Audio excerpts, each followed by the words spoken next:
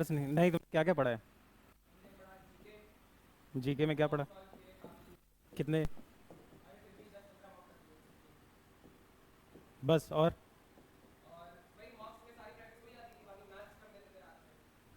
Brick summit कहाँ पे हुआ है? कहाँ? डेलावेयर कहाँ पे?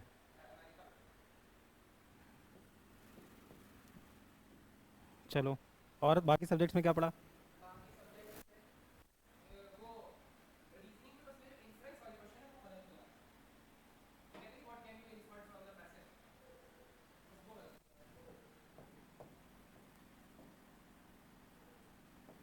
और क्या पढ़ा?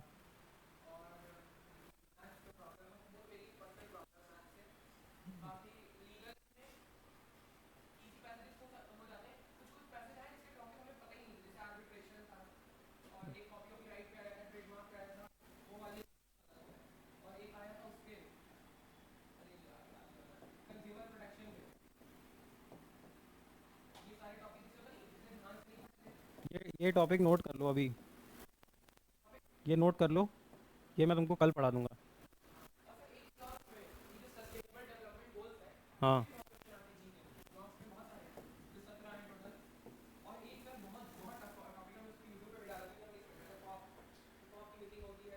कॉप तो समझाया हुआ है मैंने।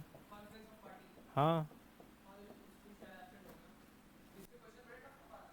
ठीक है। वो तो लिस्ट है, वो तो याद करनी है।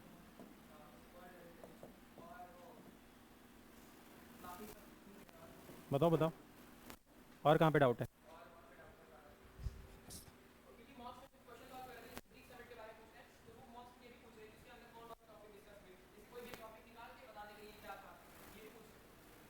ठीक है। ये कॉपीराइट वाली चीज़ एसडीजी में आज करा दूंगा। कॉन्फ्रेंस ऑफ पार्टीज़ में आज करा दूंगा, और ये भी मैं बता दूंगा। बट इसमें कुछ बताने का ही है सिर्फ, इसके बाद तुमको ये याद करना है। समझाने ये भी याद ही करनी है। पर मैं तुम्हें समझा दूंगा एक बारी। कॉन्फ्रेंस ऑफ पार्टीज़ भी, तो ये 3 टॉपिक तो हम आज कर देंगे।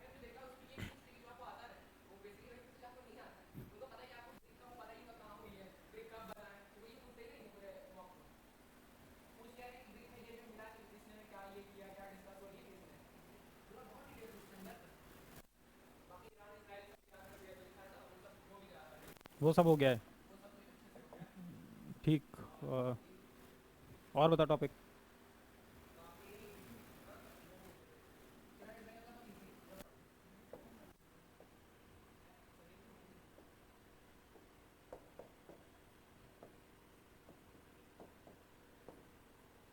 और क्या बताया था? और वो बता दी ना, आईपीआर। World heritage site.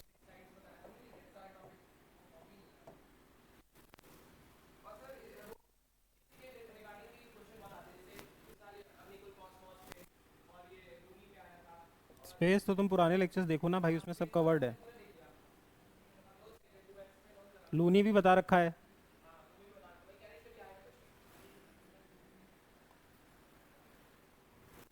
मतलब भाई, क्या किया? हाँ। क्या किया? हाँ। लीगल। पीसीएम देखा था। हाँ। चलो ठीक है, वेरी गुड। इधर आओ। ये क्वेश्चन सॉल्व करो।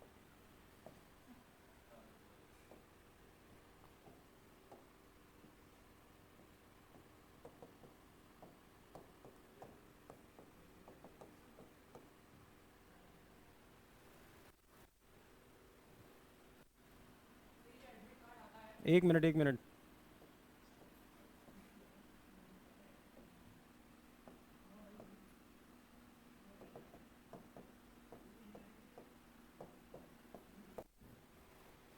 सॉल्व करो इसको सॉल्व। मैं अभी रब कर दे रहा हूँ। ठीक, क्वेश्चन समझ में आ गया? क्या क्वेश्चन है आदेश? बताओ। Establish a relation between x and y, करो इसको।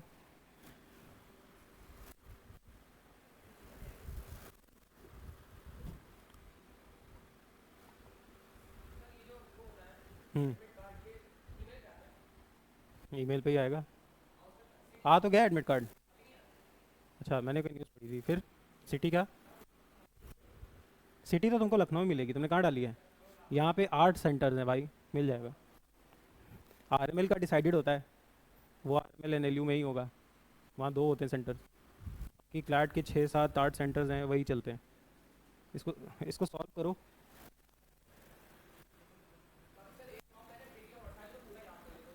ट्रीटी ऑफ वर्साइलेस तो पढ़ाई हुई है तुमको। नहीं, तुमको और डाउट है तो तुम अपने डाउट्स रख लो, सारे टॉपिक्स में सारे कराऊंगा। हुआ ये क्वेश्चन सॉल्व? क्या पढ़ा भाई तुमने फिर? मोशन का सवाल है, ये क्लास 11 चैप्टर 1 या 2। अरे तो 12वीं में भी तो मोशन, तो लॉ ऑफ मोशंस पढ़े हैं न्यूटन के, बस वही लगना है। वो तो सबने पढ़े होते हैं, 3 इक्वेशंस। अरे बिल्कुल, मैं तुम्हें वर्ल्ड वॉर 2 पढ़ा देंगे। मैंने टॉपिक बनाया तो और टॉपिक ऐड कर लो, जो तुमको लगता हो रहा है एकदम कम्प्लीटली कम्प्लीटली इरेलीवेंट होगा तो मैं मना कर दूंगा, रेलेवेंट होगा तो मैं बताऊंगा। वो तुम अपनी लिस्ट बना के रखो, मैं पूरा पढ़ा। ये सॉल्व होगा? क्या पढ़ रहे थे यार तुम?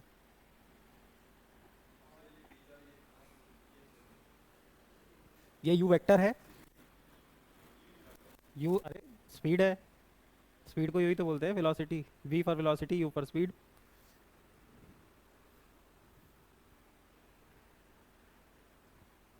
इसमें यू एक्सेस पे क्या खुलेगा?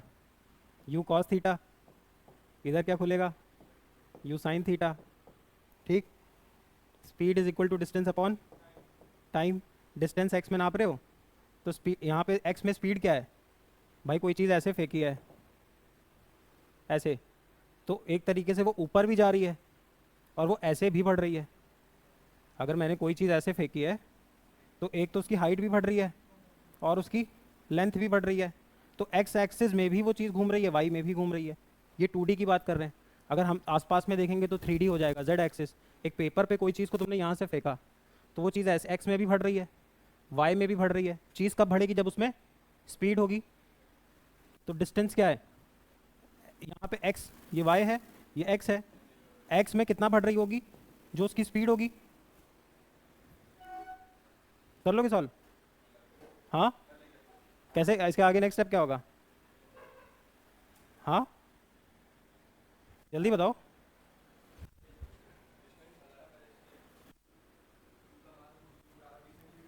U cos theta is equal to X upon T. Speed, distance upon time. तो X is equal to U cos theta T. ये एक्स में आ गई इक्वेशन। अब वाई में कैसे बनाओगे? वाई एक्सिस, ये एक्स नाप दिया, एक्स में इक्वेशन बना ली। अब सेम चीज़ वाई में बनाओगे, वाई में कैसे बनाओगे?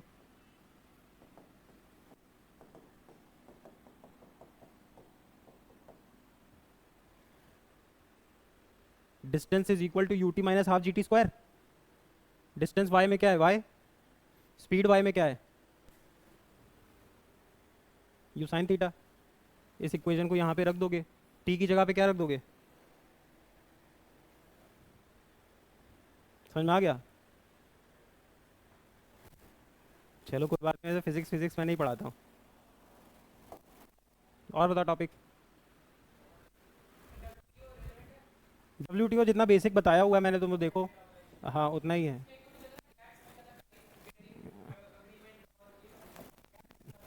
देखो, जब 1945 में वर्ल्ड वॉर 2 खत्म होगा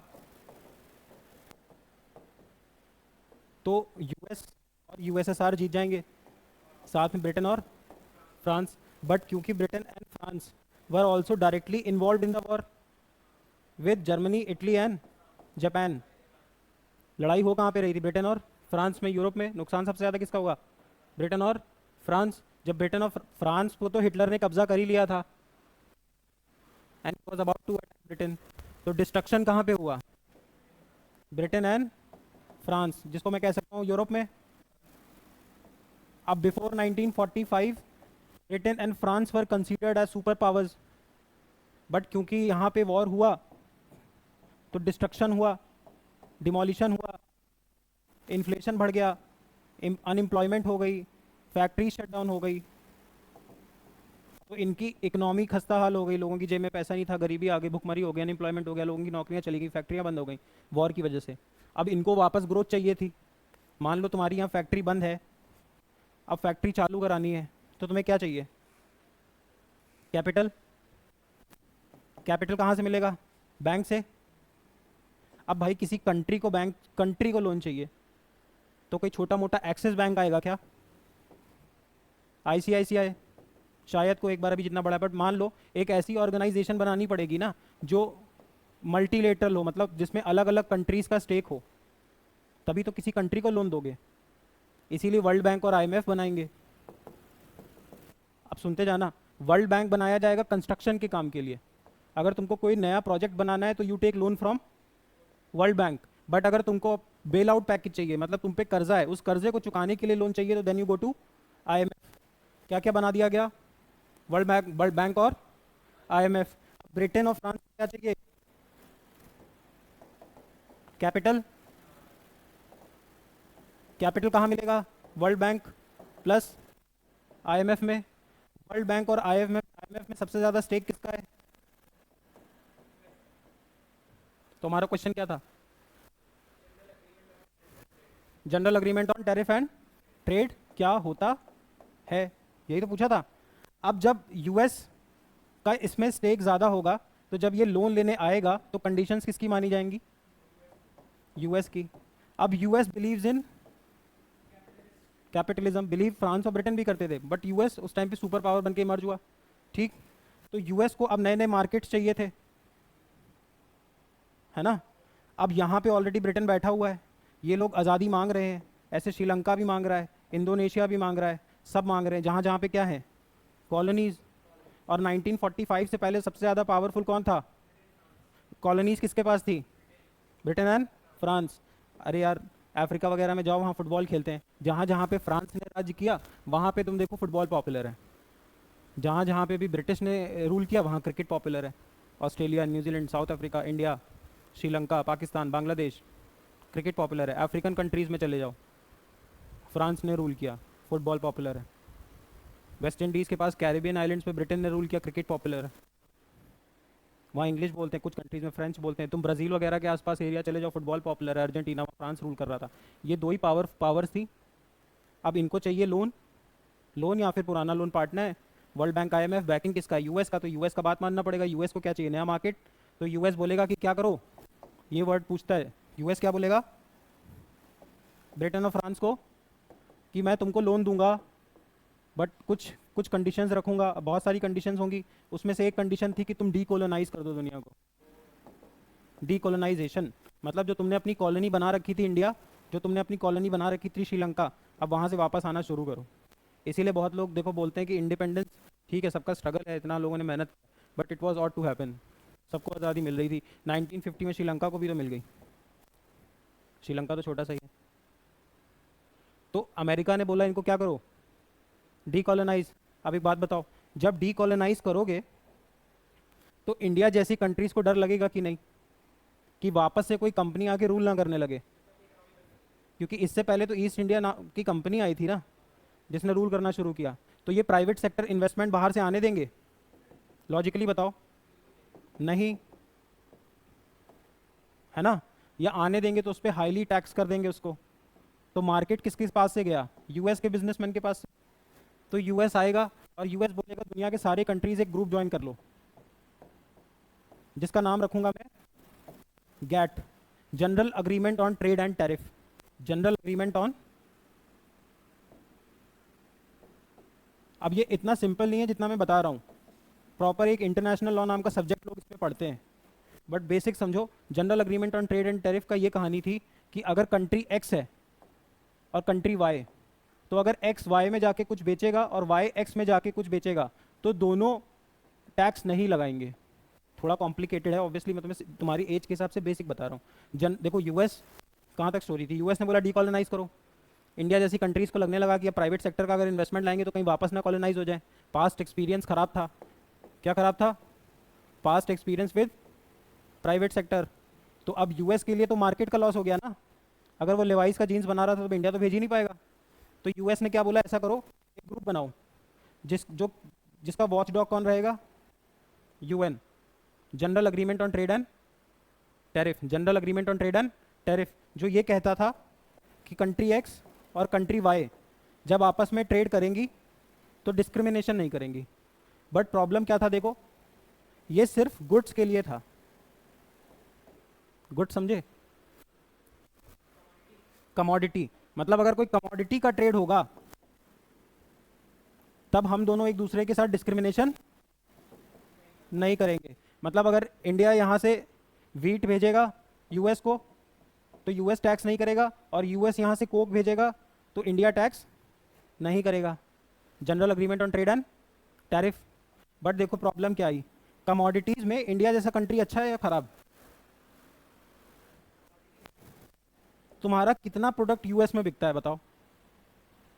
यूएस छोड़ो या वेस्टर्न वर्ल्ड, इंडिया कैसे कितने ब्रांड्स हैं? हाँ, और यूएस हमें ज़्यादा, हम यूएस या किसी वेस्टर्न कंट्री पे ज़्यादा डिपेंडेंट थे। ये मैं बात कब की कर रहा हूँ? 1948 की, जब गैट बना है। इंडिया में था ही क्या भाई? आज़ाद हुए थे, कोई फैक्ट्रीज थोड़ी थी, कोई मैन्युफैक्चरिंग यूनिट नहीं थे, कोई आईआईटीज कोई आईएम्स कुछ नहीं था। तो ज़्यादा गुड्स कौन बेच ले जाता? अरे भाई मैं तुमसे सुनो, ये मैं कह रहा हूँ मैं तुम पे कोई टैक्स नहीं लगाऊंगा। जब मैं तुम्हारे घर में कुछ देने आऊँगा तो मेरे घर देने आना, मैं टैक्स नहीं लगाऊंगा। जब मुझे तुम्हारे घर में बनने वाली कोई चीज़ चाहिए ही नहीं तो फायदे में हमेशा कौन रहेगा? मैं। टैक्स की बात ही नहीं हो रही है, समझ रहे हो? तो ज़्यादा वेस्टर्न कंट्रीज इंडिया में डंप करते थे अपना सामान, इसीलिए इतनी ड्यूटी लगाई जाती थी, लोग तब भी खरीदते थे। समझ में आ रहा है? अब देखो यूएस ने क्या, general agreement on trade and tariff हुआ। अब धीरे धीरे उस इंडिया 1947 में फ्री होता है। इंडिया जैसे बहुत कंट्रीज हो गए, वियतनाम, श्रीलंका, इन सबकी कहानी ऐसी है जैसे इंडिया की है इस एस्पेक्ट में। जब 47 में फ्री हुए, थोड़ा थोड़ा ट्रेडिंग शुरू हुआ, थोड़ा इंडिया की इकोनॉमी डेवलप हुई। तो जब 1991 के आसपास आए तब तक इंडिया में एक एजुकेटेड मिडिल क्लास आ गया था, यूथ आ गया था। तब इंडिया जैसे कंट्रीज ने शर्त लगाई, देखो हमारा जो गैट था वो सिर्फ किसकी बात करता था? गुड्स की। और गुड्स में हम तुमसे क्या थे? इंफीरियर। इसलिए तुम हमेशा किस में होते थे? सरप्लस, मतलब प्रॉफिट। अरे टैक्स ही तो नहीं लग रहा था, मैं तुम्हारे घर में बेच के आ रहा था रोज 100 किलो, और तुम मेरे घर में आते थे, मैं कहता था मुझे कुछ चाहिए नहीं, मेरा डिमांड ही नहीं है तुम्हारी कोई। तब इंडिया जैसे कंट्रीज ने बोला कि हम गैट छोड़ देंगे, गैट में गुड्स के साथ साथ सर्विस भी ऐड करो। इंडिया सर्विस में चीपर है, educated middle class at a very low cost. India में इंजीनियर 20 लाख में भी आ जाएगा, समझ रहे हो? इंग्लिश बोलने वाला एक यूथ 15,000 12,000 रुपये महीने की जॉब में मिल जाएगा इंडिया में, वेस्टर्न वर्ल्ड में नहीं मिलेगा। तो जब गुड्स और सर्विस दोनों ऐड किए गए, उसी दिन से गैट को चेंज कर दिया गया, किस नाम से? तो इसीलिए WTO 1995 में बना है, जिस दिन गैट रिप्लेस हुआ है किससे? WTO से। और गैट बना था 1948 में। डिफरेंस क्या था? GATT was all about goods. ये इंडिया बोलेगा ना। अरे चलो बैग्स की बात कर लेते हैं, एक एक एग्जांपल लेते हैं सिंपल सा। चलो पेन, मैं इंडिया भी कुछ पेन्स बनाता है और इधर यूएस भी कुछ पेन बनाता है। तो यूएस वाले हमें ज़्यादा पेन सेल कर लेंगे कि हम उनको? यहाँ पे जर्मनी चलो मान के चलते हैं, पेरे गार्डन जर्मनी का, ऑलमोस्ट सारे पेन जर्मनी के। और ये 1947 की बात हो रही है। बेस्ट एग्जांपल चलो कार, 1947 इमेजिन करो और सोचो कार का ट्रेड हो रहा है। मैं इस पे टैक्स नहीं लगाऊंगा, तो मेरे पे टैक्स मत लगाना। इंडिया में कौन सी कार की कंपनी थी? देखो ना, खुद से बताओ। और कोई अच्छा एग्जांपल ले लो, कोई भी ऐसी चीज़ जो गुड है जिसका ट्रेड हो रहा हो 1947 में इंडिया में चाहिए होता हो। वॉचेस, जो उस टाइम पे भी लग्जरी कर रहे होंगे वो वॉचेस रखते होंगे। वॉचेस बताओ, वॉचेस की कोई बड़ा ब्रांड बताओ इंडिया का, टाइटन छोड़ के। टाइटन छोड़ के अभी का टाइटन सोनाटा, और ये भी सब अभी 20-30 साल की तो ब्रांड है। मैं 47 की बात कर रहा हूँ। तो फायदे में रहते थे कौन? Western countries. तब इंडिया और जैसे चाइना जैसे देशों में जब सर्विस सेक्टर पनपा, ग्रो किया, तब इन्होंने बोला कि भाई गुड्स के साथ साथ ऐड सर्विस ऑल्सो। इसमें एक चीज़ और ऐड हो जाती है, इन्वेस्टमेंट, पर उतना टेक्निकल मत हो, गुड्स प्लस सर्विस। समझ में आया? गैट से WTO कैसे बने, समझ में आया? पक्का बताओ।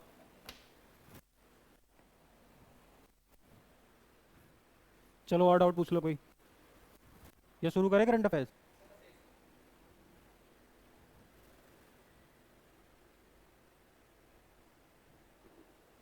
शुरू करें करंट अफेयर्स, या कोई डाउट है तो पूछ लो।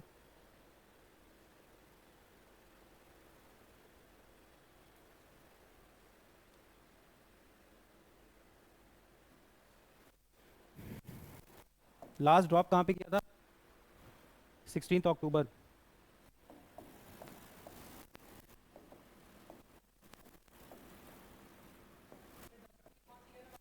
1995।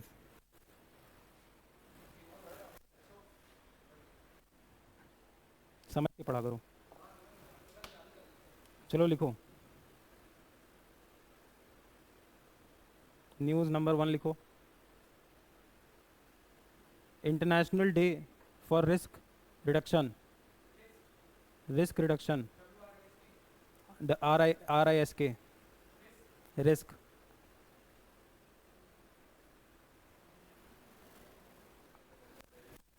अच्छा ये बताओ, क्या हम डिजास्टर को अवॉइड कर सकते हैं? डिजास्टर अवॉइड किया जा सकता है? वही मैं पूछ रहा हूँ, क्या हम डिजास्टर को अवॉइड कर सकते हैं? साइक्लोन आना होगा, रोक लोगे? नहीं ना। कुछ चीज़ें रोक भी सकते हैं, डिपेंड करेगा कैसा डिजास्टर है, नेचुरल है या फिर मैन मेड। अब मैन मेड डिजास्टर एक बढ़िया सा बताओ कोई। ग्लोबल वार्मिंग, है ना। एटमॉस्फेयर में कार्बन का कंटेंट बढ़ रहा है। कार्बन एब्जॉर्ब करता है किसको? इंफ्रारेड वेव्स को, जो अर्थ से स्ट्राइक करके क्या बन जाती हैं? Short waves. समझाया हुआ है, लॉन्ग वेव्स आ जाती हैं, शॉर्ट वेव्स ट्रैप हो जाती हैं। अर्थ का टेम्परेचर राइज होता है। टेम्परेचर राइज होता है तो मान लो पानी, अगर ये बर्फ़ रखी हुई थी तो ये पिघल के तो इसका लेवल नीचे आएगा। ये पानी कहीं तो डिस्ट्रीब्यूट होगा, तो उस वजह से क्या होता है? सी लेवल राइज। तो मान लो कोई आइलैंड यहाँ पे था इस लेवल पे, और सी लेवल राइज की वजह से पानी यहाँ तक पहुँच गया, तो ये आइलैंड क्या हो जाएगा?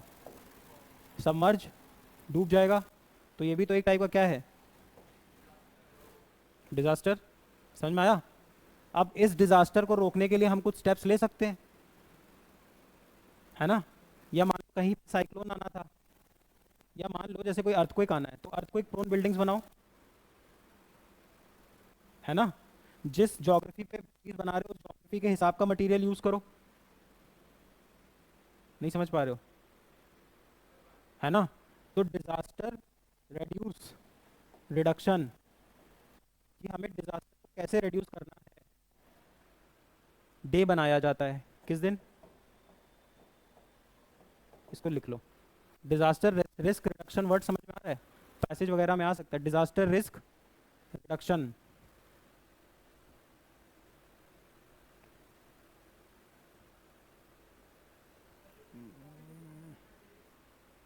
टॉपिक है 13, देखो करंट अफेयर था 13 अक्टूबर। डिजास्टर रिस्क रिडक्शन समझना जरूरी था। Who has become the new chief minister of Haryana? जल्दी बताओ, new chief minister of Haryana कौन है? जल्दी बताओ। लिखो, नायाब सिंह सैनी। नायाब सिंह सैनी। हरियाणा की कैपिटल? हरियाणा की कैपिटल?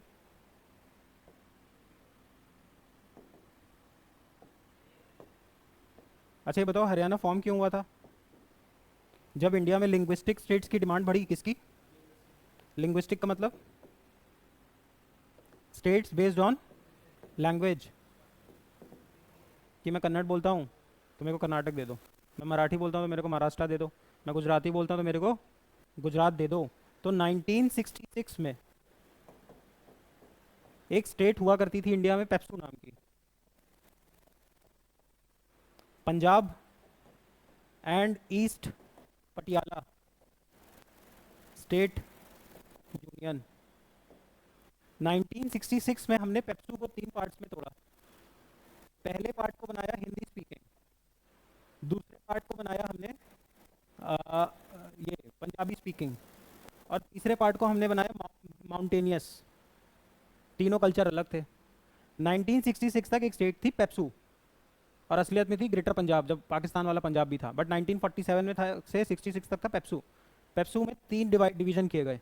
जो लोग हिंदी बोलते थे वो हरियाणा हरियाणा उनको मिल गया। जो पंजाबी बोलते थे, गुरुमुखी, उनको मिल गई पंजाब, और जो लोग पहाड़ जैसा कल्चर रखते थे उनको मिल गया हिमाचल प्रदेश। समझ में आया? 1966 से पहले हिमाचल प्रदेश जैसा कुछ नहीं था, 1966 से पहले हरियाणा जैसा कुछ नहीं था, 1966 से पहले गुजरात जैसा कुछ नहीं था। समझ में आ रहा है? Maharashtra was divided into two, Bombay district sorry, एक मराठी स्पीकिंग महाराष्ट्र, गुजराती स्पीकिंग गुजरात। समझ में आया? अब यही क्या इन्फॉर्मेशन रह गई? तुम्हारा स्टोर नहीं होता है कुछ, तुम ध्यान से सुनोगे तो स्टोर हो जाएगा, इतना याद नहीं करना पड़ेगा। चलो आगे लिखो।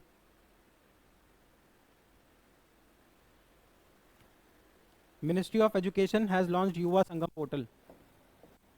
युवा संगम पोर्टल, दो चीज़ें याद रखो बस, 18 से 30 ईयर ओल्ड यूथ, इनको ये कनेक्ट कराने का एक पोर्टल बना रहे हैं कि आके यहाँ पे रजिस्टर करो और सारा यूथ एक साथ इकट्ठा क्या हो जाओ, रजिस्टर। एज क्या होना चाहिए? 18 टू 30। कौन सी मिनिस्ट्री ने लॉन्च किया? Ministry of education.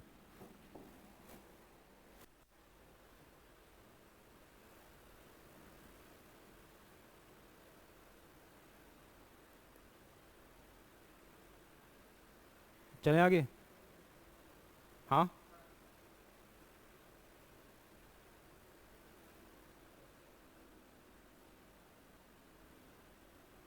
लिखो पार्थ प्रतिम सेन गुप्ता, पार्थ प्रतिम सेन गुप्ता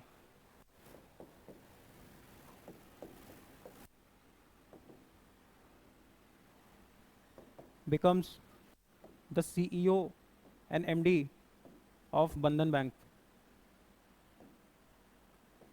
ये मुझे नहीं पढ़ाना है तुमको, मुझे तुम्हें कुछ और पढ़ाना है। सुनो अब, अगर ये न्यूज़ किसी ने पढ़ी होगी तो न्यूज़पेपर में लिखा होगा आरबीआई अपॉइंटेड। क्या लिखा होगा?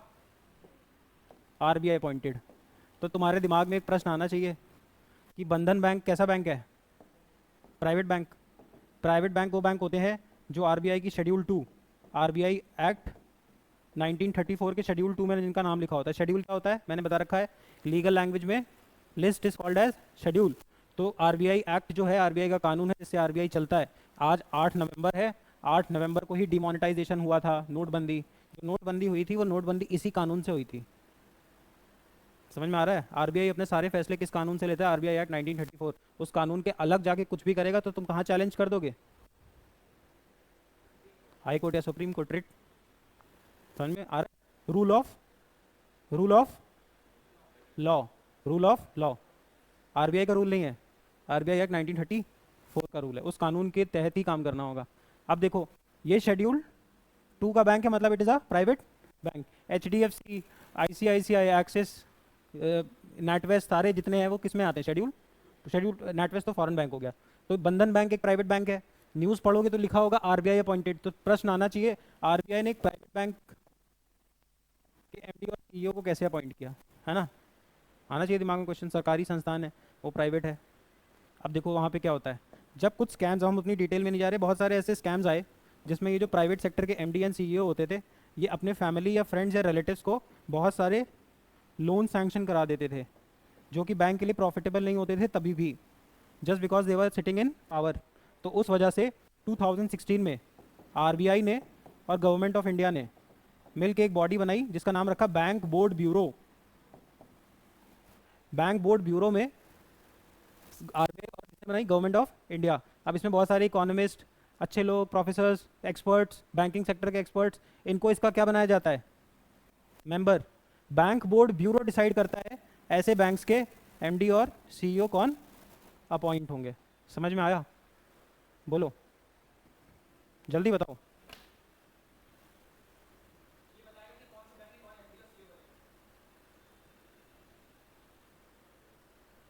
क्या समझ में आया? जल्दी बताओ।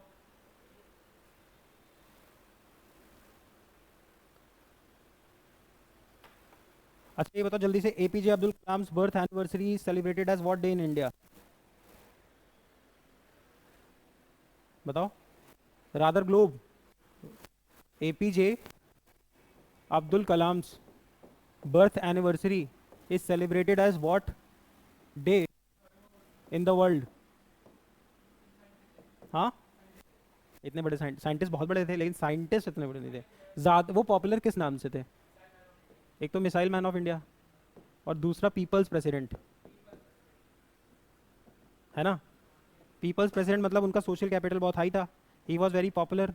ठीक, तो इसीलिए उनकी बर्थ एनिवर्सरी को हम सेलिब्रेट करते हैं वर्ल्ड स्टूडेंट डे। समझ में आया? पक्का? जल्दी बोलो, आगे चलो।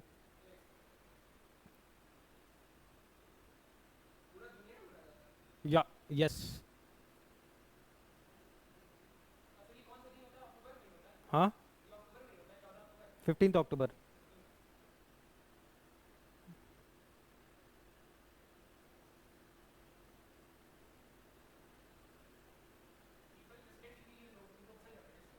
लोग बहुत पसंद करते थे।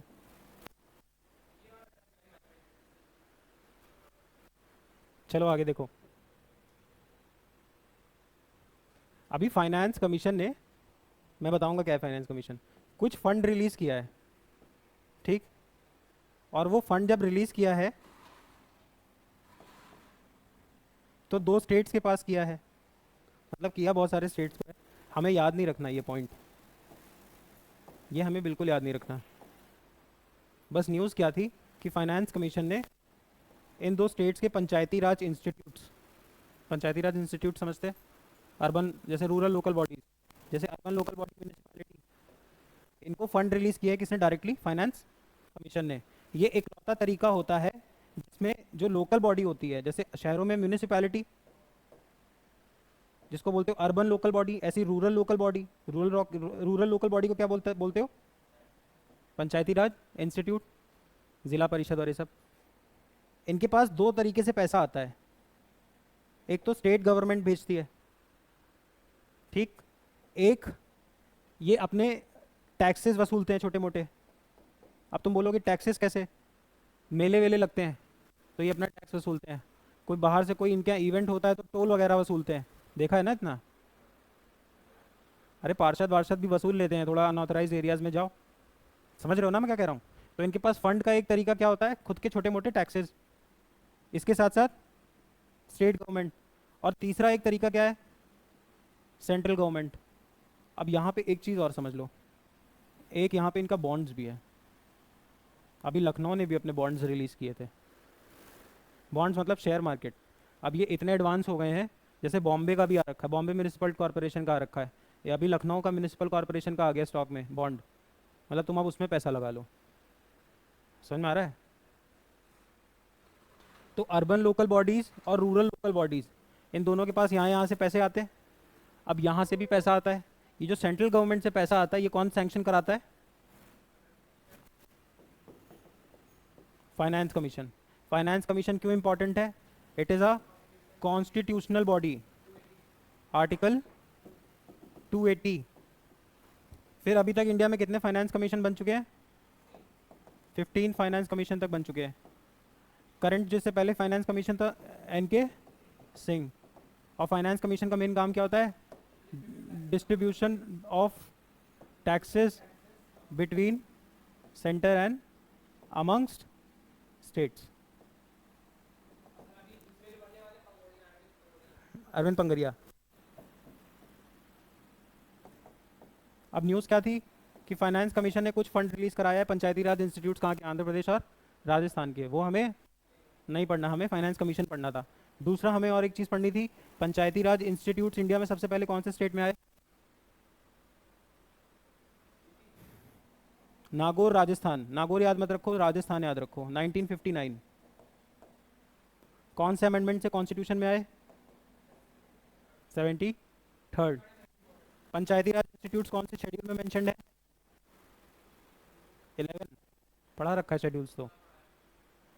और पंचायती राज इंस्टीट्यूट के पास कितने कितने टॉपिक्स पे पावर होती है? 29। पढ़ाया हुआ है ये। ठीक, चलो आगे।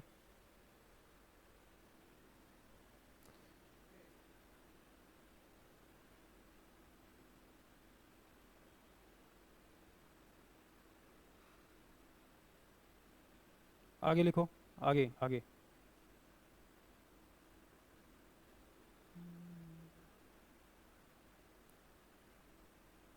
देखो चौखंबा पीक, चौखंबा पीक।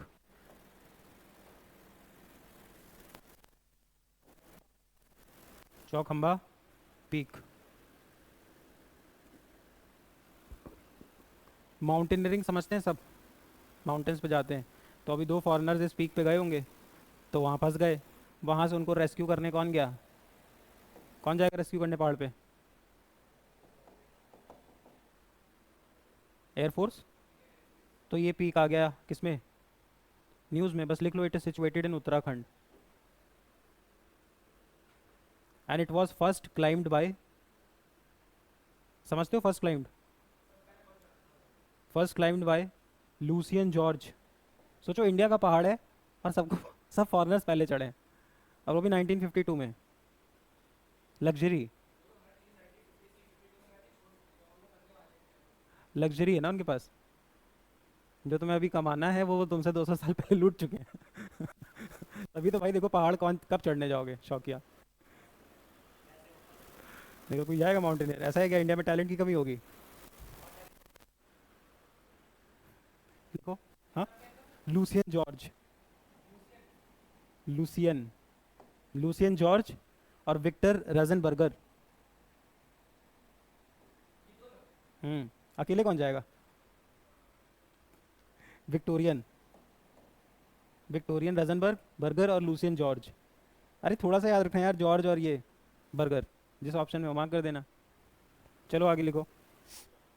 कौन कौन से टॉपिक्स हो गए? फिर कौन सी? Disaster risk reduction. फिर और मिनिस्ट्री ऑफ युवा, हाँ यू पोर्टल। फिर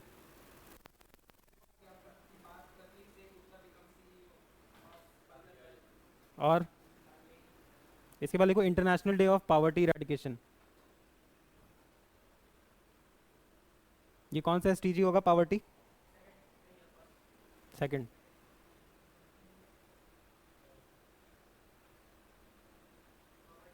रिडक्शन, इरेडिकेशन ऑफ पावर्टी। लिख लिया international day for eradication of poverty. कब सेलिब्रेट होगा? ये सेलिब्रेट होने वाली चीज़ है? हाँ, क्यों? पूरा पढ़ो, पूरा पढ़ो। 17 अक्टूबर। यहाँ पे इंपॉर्टेंट है SDG. Second, food for all. First time was celebrated in 1987। क्या चीज़? पूरी दुनिया भाई, इंटरनेशनल। पहले तुम पढ़ो, तुम पढ़ो पहले। हाँ, 87।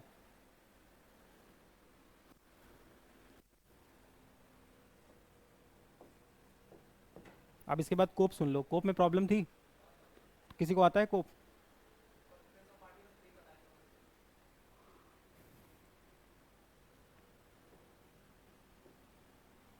कॉन्फ्रेंस समझते हो? आके लोग बात करें, यही होती है कॉन्फ्रेंस। सारी पार्टीज आके बात करें तो क्या हो गया?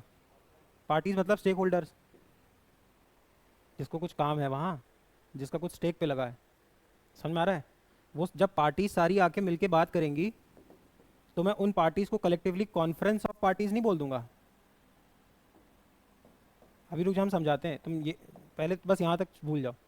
जहाँ सारी पार्टीज कॉन्फ्रेंस में आएंगी, है ना, इकट्ठे, उनको मैं क्या बोल दूंगा? Conference of parties. ये हो गया लिटरल इंग्लिश टीचर वाला मीनिंग। अब देखो कोप क्या होता है, ये याद रखना, अभी इसकी ज़रूरत पड़ेगी। अमेरिका में एक राइटर हुई, रैचल कार्सन। ठीक। रैचल कार्सन एक तो राइटर थी और इन्वायरमेंटलिस्ट थी। ठीक। रैचल कार्सन ने एक बुक लिखी, द साइलेंट स्प्रिंग। इसीलिए आज से जब से नोटिस करना, जो लोकल टाइप के डस्टबिन होते हैं उसमें ये ज़रूर लिखा होता है साइलेंट स्प्रिंग। कभी आज से ऑब्जर्व करने की कोशिश करना, जो प्रिंटेड प्रिंटेड मिलते हैं। तो इन्होंने एक बुक लिखी the silent spring. Rachel Carson ने 10-20 साल रिसर्च किया और देखा एक चीज़ कि जो तुम अपने फूड में, जो फार्मर डीडीटी डाल रहा था, तो उस डीडीटी से इनकी हेल्थ पे फर्क पड़ रहा था, है ना। जब उनको ये समझ में आया, मतलब यहाँ फार्मर ने कुछ डाला है, वो जाके किसी एक इंसान के यहाँ पे जाके अटैक कर रहा है, तो एक बटरफ्लाई इफेक्ट है, कहीं की चीज़ कहीं पे असर दे रही है। इसका बेस्ट एग्जांपल देखो, डाइक्लोफेनाक नाम की दवाई इंडिया में क्यों बैन है? डाइक्लोफेनाक फीवर में यूज होती है किसके? कैटल्स के। अब कैटल्स पूरी लाइफ में जब भी फीवर होता था तो क्या खाती थी? डाइक्लोफेनाक। अब क्या हुआ, जब ये कैटल डीके होता था, डेथ होती थी, तो इस पे फीड करने कौन आते थे? स्केवेंजर्स या फिर वल्चर, ऐसा कोई स्केवेंजर्स, वल्चर्स आती थी, वल्चर्स इनको खाती थी। तो देखा, एक वल्चर डेड हो गई, दो वल्चर डेड हो गई, तीन वल्चर डेड हो गई, काफ़ी साल ऑब्जर्व किया, तो नोटिस किया कि ये सारी वल्चर एक ही बीमारी से डेथ हो रही है इनकी मोस्टली की, और वो ये था कि उनकी जो स्मॉल इंटेस्टाइन थी, जिसको आते बोलते हो, इंटेस्टाइन, स्मॉल इंटेस्टाइन, इन सारी वल्चर्स की क्या हो रही थी? Rupture, organ failure. एक से ज़्यादा ऑर्गन फेलियर हो जाता है तो बोलते मल्टीपल ऑर्गन फेलियर से डेथ हो गई। तो यहाँ पे इनका क्या फेल हो रहा था? ऑर्गन। किसका? वल्चर्स का। किस बीमारी से हो रहा था? स्मॉल इंटेस्टाइन रप्चर होने से। स्मॉल इंटेस्टाइन रप्चर की वजह थी क्योंकि उस पर डाइक्लोफेनाक का असर हो रहा था। डाइक्लोफेनाक डायरेक्टली खा लेता तो भी यही चीज़ होती, पर ये चीज़ यहाँ से ना आके उसको इनडायरेक्टली कहाँ से मिल गई, सोचो। तो हम अपने इकोसिस्टम में क्या है, एक दूसरे पे डिपेंडेंट। यहाँ तक बात समझ में आई? बैरी कॉमनर आए, अब इसमें हम नहीं जाते, बैरी कॉमनर जैसे लोग आए, रैचल कार्सन आई, इन लोगों ने लोगों को समझाना शुरू किया कि कैसे एनवायरनमेंट पूरा घूम के क्या होता है, डिपेंडेंट है, साइकिल है। अब तुम बोलोगे हिंदू टेक्स्ट और हमारे सर जो ऑर्थोडॉक्स पुराने टेक्स्ट हैं उसमें ये बात प्रूवन है, लेकिन कहीं टेक्स्ट में प्रूवन है ना, मॉडर्न डे साइंस में आके किसी ने प्रूव नहीं किया। जैसे एक एक चीज़ और समझो, इन्होंने एक फिनोमिना और देखा जिसको बोला इन्होंने बायो मैग्नीफिकेशन, जो ये कहता है कि अगर तुम कोई चीज़ अपनी बॉडी में जाती है, कोई फिश ने मान लो कोई चीज़ खा ली, जैसे हम जो टूथपेस्ट यूज़ करते हैं, टूथपेस्ट या जो क्रीम्स यूज़ करते थे, उसमें एक केमिकल होता था पैराबीन नाम का। आज से नोटिस करना, कॉस्मेटिक प्रोडक्ट जब भी देखोगे तो उसमें देखना लिखा होता है 100% पैराबीन फ्री, नोटिस करना, सिर्फ पैराबीन पड़ती थी। अब ये पैराबीन तुमने टूथपेस्ट किया, तुमने टूथपेस्ट के बाद जाके बेसिन में फ्लश किया, बेसिन का पानी तुम्हारे घर के बाहर गया, वो जुड़ता जुड़ता कभी किसी नदी पहुंचेगा, उस नदी में भी पानी, क्या चीज़ आ गई? पैराबीन। पैराबीन किसको नुकसान कर रही थी? फिशेस को। समझ में आ रहा है? तो अब इसकी वजह से क्या हुआ, लोगों ने लोगों को बताना शुरू किया कि देखो इन्वायरमेंट इतना ज़रूरी है, हम पे भी इम्पैक्ट पड़ता है, क्योंकि ह्यूमंस इतने सेल्फिश है, जब तक तुम उनको ये नहीं मैं भी ह्यूमन हूँ, जब तक तुम उनको ये नहीं बताओगे कि तुम पे डायरेक्टली इम्पैक्ट पड़ रहा है, तब तक वो सुधरेंगे नहीं। तो अब ये हवाबाजी करने में 10-20 साल लग गए। रैचल कार्सन ने 62 के आसपास बुक निकाली, 10-20 साल लगे हवा बनाने में, और 1982 तक फाइनली ये डिसाइड हुआ, 1972, 10 साल लगे हवा बनाने में, और 1972 में फाइनली ये चीज़ एक्सेप्ट कर ली वर्ल्ड लीडर्स ने कि हाँ भाई प्रॉब्लम है, और प्रॉब्लम कैसी है? ग्लोबल, क्योंकि एक का इम्पैक्ट पता नहीं कहाँ पे होता है। हो सकता है इंडिया के आदमी का यूज़ किया पैराबीन श्रीलंका के इकोनॉमिक जोन की मछली मार दे। समझ में आया? अब क्योंकि इन्वायरमेंट जैसे इश्यूज पे सबको साथ लाना बड़ा मुश्किल है ना भाई। ये ऐसी चीज़ है कि तुम अपने घर से कोई गैस रिलीज कर रहे हो, तुम्हारा पड़ोसी कह रहा है मत कर, तो तुम बोलोगे मुझसे क्या मतलब। इंडिया चाह ले, मान लो इंडिया कह दे कि मुझे CO2 कम करना है और मैं फैक्ट्रीज में कोल नहीं जलने दूंगा, मान लो इंडिया ये चाह ले, इंडिया अपने यहाँ बंद करा दे, बट बांग्लादेश ना बंद कराए, पाकिस्तान ना बंद कराए, इम्पैक्ट तो तुम पे भी पड़ेगा। इन्वायरमेंट है, हवा है। तुम मोबाइल का टावर अपने छत पे नहीं लगवाओगे, तुम्हारा पड़ोसी लगवाएगा, फर्क तो तुमको भी पड़ेगा। समझ में आ रहा है? तो सबको 1972 में इकट्ठा किया गया और इस चीज़ का नाम रखा गया, जब ये सारे यहाँ पे मिलते हैं तो एक बॉडी बनाई जाती है यूनाइटेड नेशन इन्वायरमेंट प्रोग्राम नाम की, 1973 में, और इसका कैपिटल हेडक्वार्टर बनाया जाता है कहाँ पे? Nairobi, Kenya.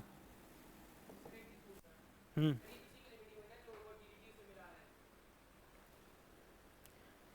आज मुझे मान लो इन्वायरमेंट समझाना होता, अब तो तुम समझ गए, तो कहाँ से आदमी शुरू करेगा? वो वहाँ से ही तो शुरू करेगा जो तुम्हें इम्पैक्ट डाल रहा है।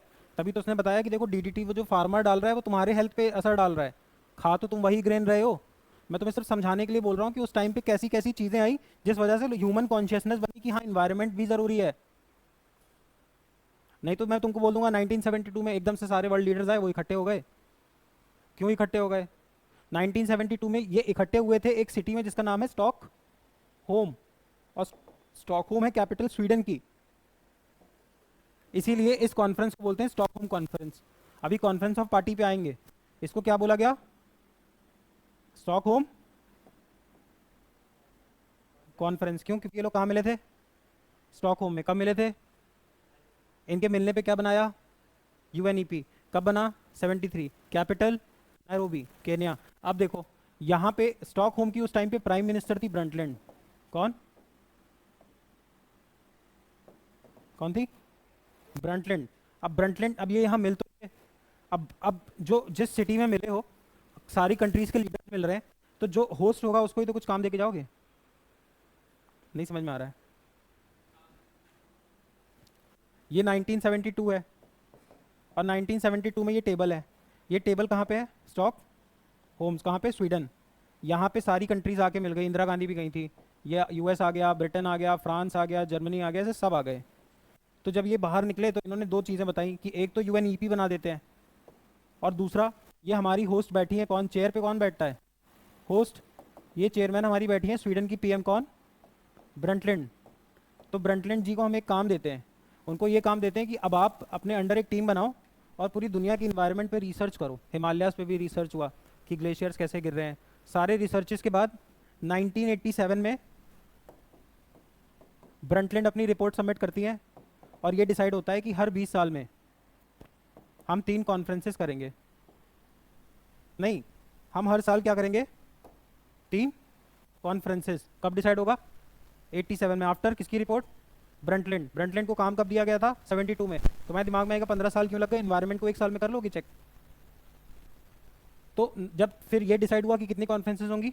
3 कॉन्फ्रेंसेस। और तीनों कॉन्फ्रेंसेस कैसी होंगी? इंटर गवर्नमेंटल, मतलब सारी गवर्नमेंट के लोग आएंगे। तब लास्ट मीटिंग कब हुई थी? इसकी रिपोर्ट कब आई? अब यहाँ पे इन्हों को प्रॉब्लम दिखी, यहाँ पे प्रॉब्लम का वो मिल गया कि हाँ भाई प्रॉब्लम एग्जिस्ट करती है। तो इन्होंने बोला 20 ईयर्स सेलिब्रेट करते हैं 1992 में। कहाँ पे सेलिब्रेट करेंगे? रियो में। इसलिए इसका नाम क्या पड़ेगा? रियो समिट या फिर अर्थ समिट। और 1992 में डिसाइड हो जाएगा कि अब से 3 कॉन्फ्रेंसेस हर साल होंगी। कॉन्फ्रेंसेस में कौन आएगा? पार्टीज। इसी को बोलोगे क्या? कोप। 3 कोप होती हैं। यूएन सीबीडी, सब पे क्वेश्चन आया हुआ है। यूएन सीसीडी और यूएन एफ ट्रिपल सी। हाँ, तभी तो पढ़ाया। अब मैं तुमको सीधे बोल दूं यूएन एफ ट्रिपल सी। हाँ, देखो 3 मिनट के अंदर जल्दी से रिवाइज करो। 1960s के आसपास राचेल कार्सन से लोगों को फील होना क्या शुरू हुआ कि इन्वायरमेंट डिग्रेडेशन हो रहा है। उस वजह से उन्होंने बुक्स लिखी। कैसी बुक्स लिखी? द साइलेंट स्प्रिंग, क्वेश्चन आया हुआ है, बुक लिखी। अब ऐसे लोगों में किसके लिए कॉन्शियसनेस आने लगी? इन्वायरमेंट के लिए। इन्वायरमेंट के लिए कॉन्शियसनेस आई तो 1972 में सारी कंट्रीज कहाँ पे मिली? Stockholm conference. 2022 का क्वेश्चन पेपर देखो, 2022 स्टॉकहोम कॉन्फ्रेंस पूछा हुआ है। स्टॉकहोम में 1972 में सारे मिले। अब तुम्हारे दिमाग में सवाल आएगा 2022 में क्यों पूछा गया है? यहाँ दिमाग लगाना था। 1972 में स्टॉकहोम में मिले थे, ऐड करो। 2022 में क्वेश्चन पूछना ही था। 2022 पेपर उठा के देखो, पूछा हुआ है। स्टॉकहोम कॉन्फ्रेंस पूछा हुआ है, इसकी तो बात ही नहीं है। अभी तो मैं यहाँ तो बाद में लाया हूँ तुमको। स्टॉकहोम कॉन्फ्रेंस 2022, ठीक। स्टॉकहोम कॉन्फ्रेंस कब होगी? 1972। स्टॉकहोम कॉन्फ्रेंस की चेयरमैन कौन थी? ब्रंटलैंड। ब्रंटलैंड क्यों थी? क्योंकि वो वहाँ की प्राइम मिनिस्टर थी। ब्रंटलैंड जी को क्या बोला गया कि इन्वायरमेंट स्टडी करो। 15 साल बाद ब्रंटलैंड अपनी रिपोर्ट सबमिट करती है। 1987 में जब अपनी रिपोर्ट सबमिट करती है तो लोगों को इन्वायरमेंट की समझ में आता है कि environment is getting very sensitive and we need to do something about it. तो 1992 में सेलिब्रेट करते हैं हम 20 years of what? Stockholm conference. कब? 1992 में। कहाँ करते हैं? रियो में। रियो कहाँ है? ब्राजील में। जैसे ये कहा था स्टॉकहोम में, स्टॉकहोम कहाँ है? स्वीडन में। ये कहाँ किया? रियो में। रियो कहाँ है? ब्राजील में। इसीलिए इसको क्या बोलते हैं? Rio summit. साथ में इसको क्या बोलते हैं? Earth summit.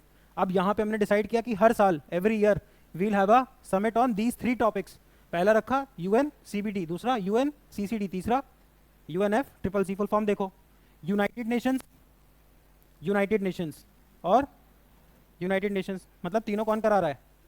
United Nations convention on biodiversity. Biodiversity मतलब flora plus fauna.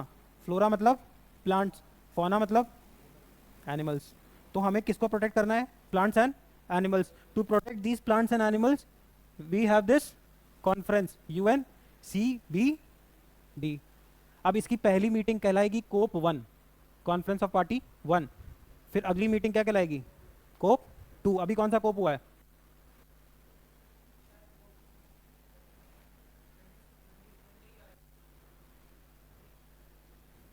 United Nation Convention on biodiversity. Biodiversity stands for flora and fauna.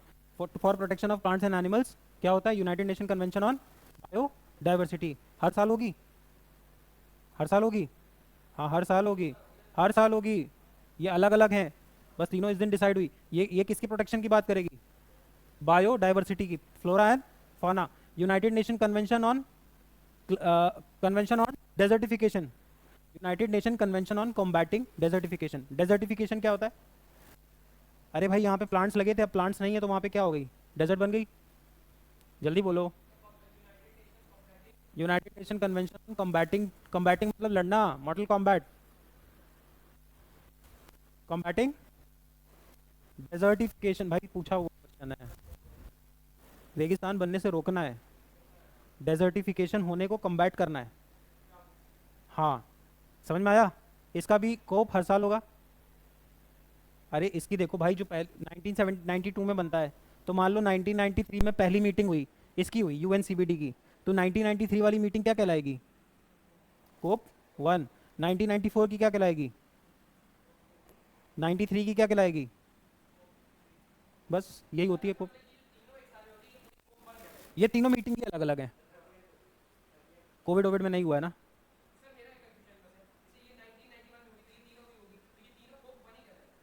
तीनों की अलग अलग मीटिंग चल रही है। तो जो इनकी पहली मीटिंग हुई होगी, ये कोप UNCBD का कोप 1 है। ये देखो, जब ये समिट हुई तो इन्होंने तीन अलग बॉडी बना दी, तीन अलग बॉडी बना दी, class A, class B, class C. Class A की पहली मीटिंग, क्लास ए हर साल मिलेगी, क्लास बी हर साल मिलेगी, क्लास सी हर साल मिलेगी। हो सकता है क्लास ए मिले, क्लास बी ना मिले। तो क्लास ए की पहली मीटिंग उसकी कोप 1 है, सारी पार्टीज आ गई, कॉन्फ्रेंस ऑफ पार्टीज। कोप एक जेनरिक नाम है, जहाँ पे सारी पार्टी आके मीटिंग करे, वो conference of parties. But news में कोप क्यों रहता है? इन तीनों की वजह से। अब तीन आती है तो उस वजह से न्यूज़ में रहता है। फिर इसके बाद देखो, United Nation Convention on combating desertification, जो ज़मीनें मरुस्थल बन रही हैं उनको रोकना है, कॉम्बैट करना है। फिर तीसरा देखो, United nation framework convention on climate change. Climate change रोकने के लिए यूनाइटेड नेशन का क्या है? ये एक फ्रेमवर्क। अभी इसी का कोप हुआ है और किसी मिडल ईस्ट की कंट्री में हुआ है। United nation framework convention on climate change.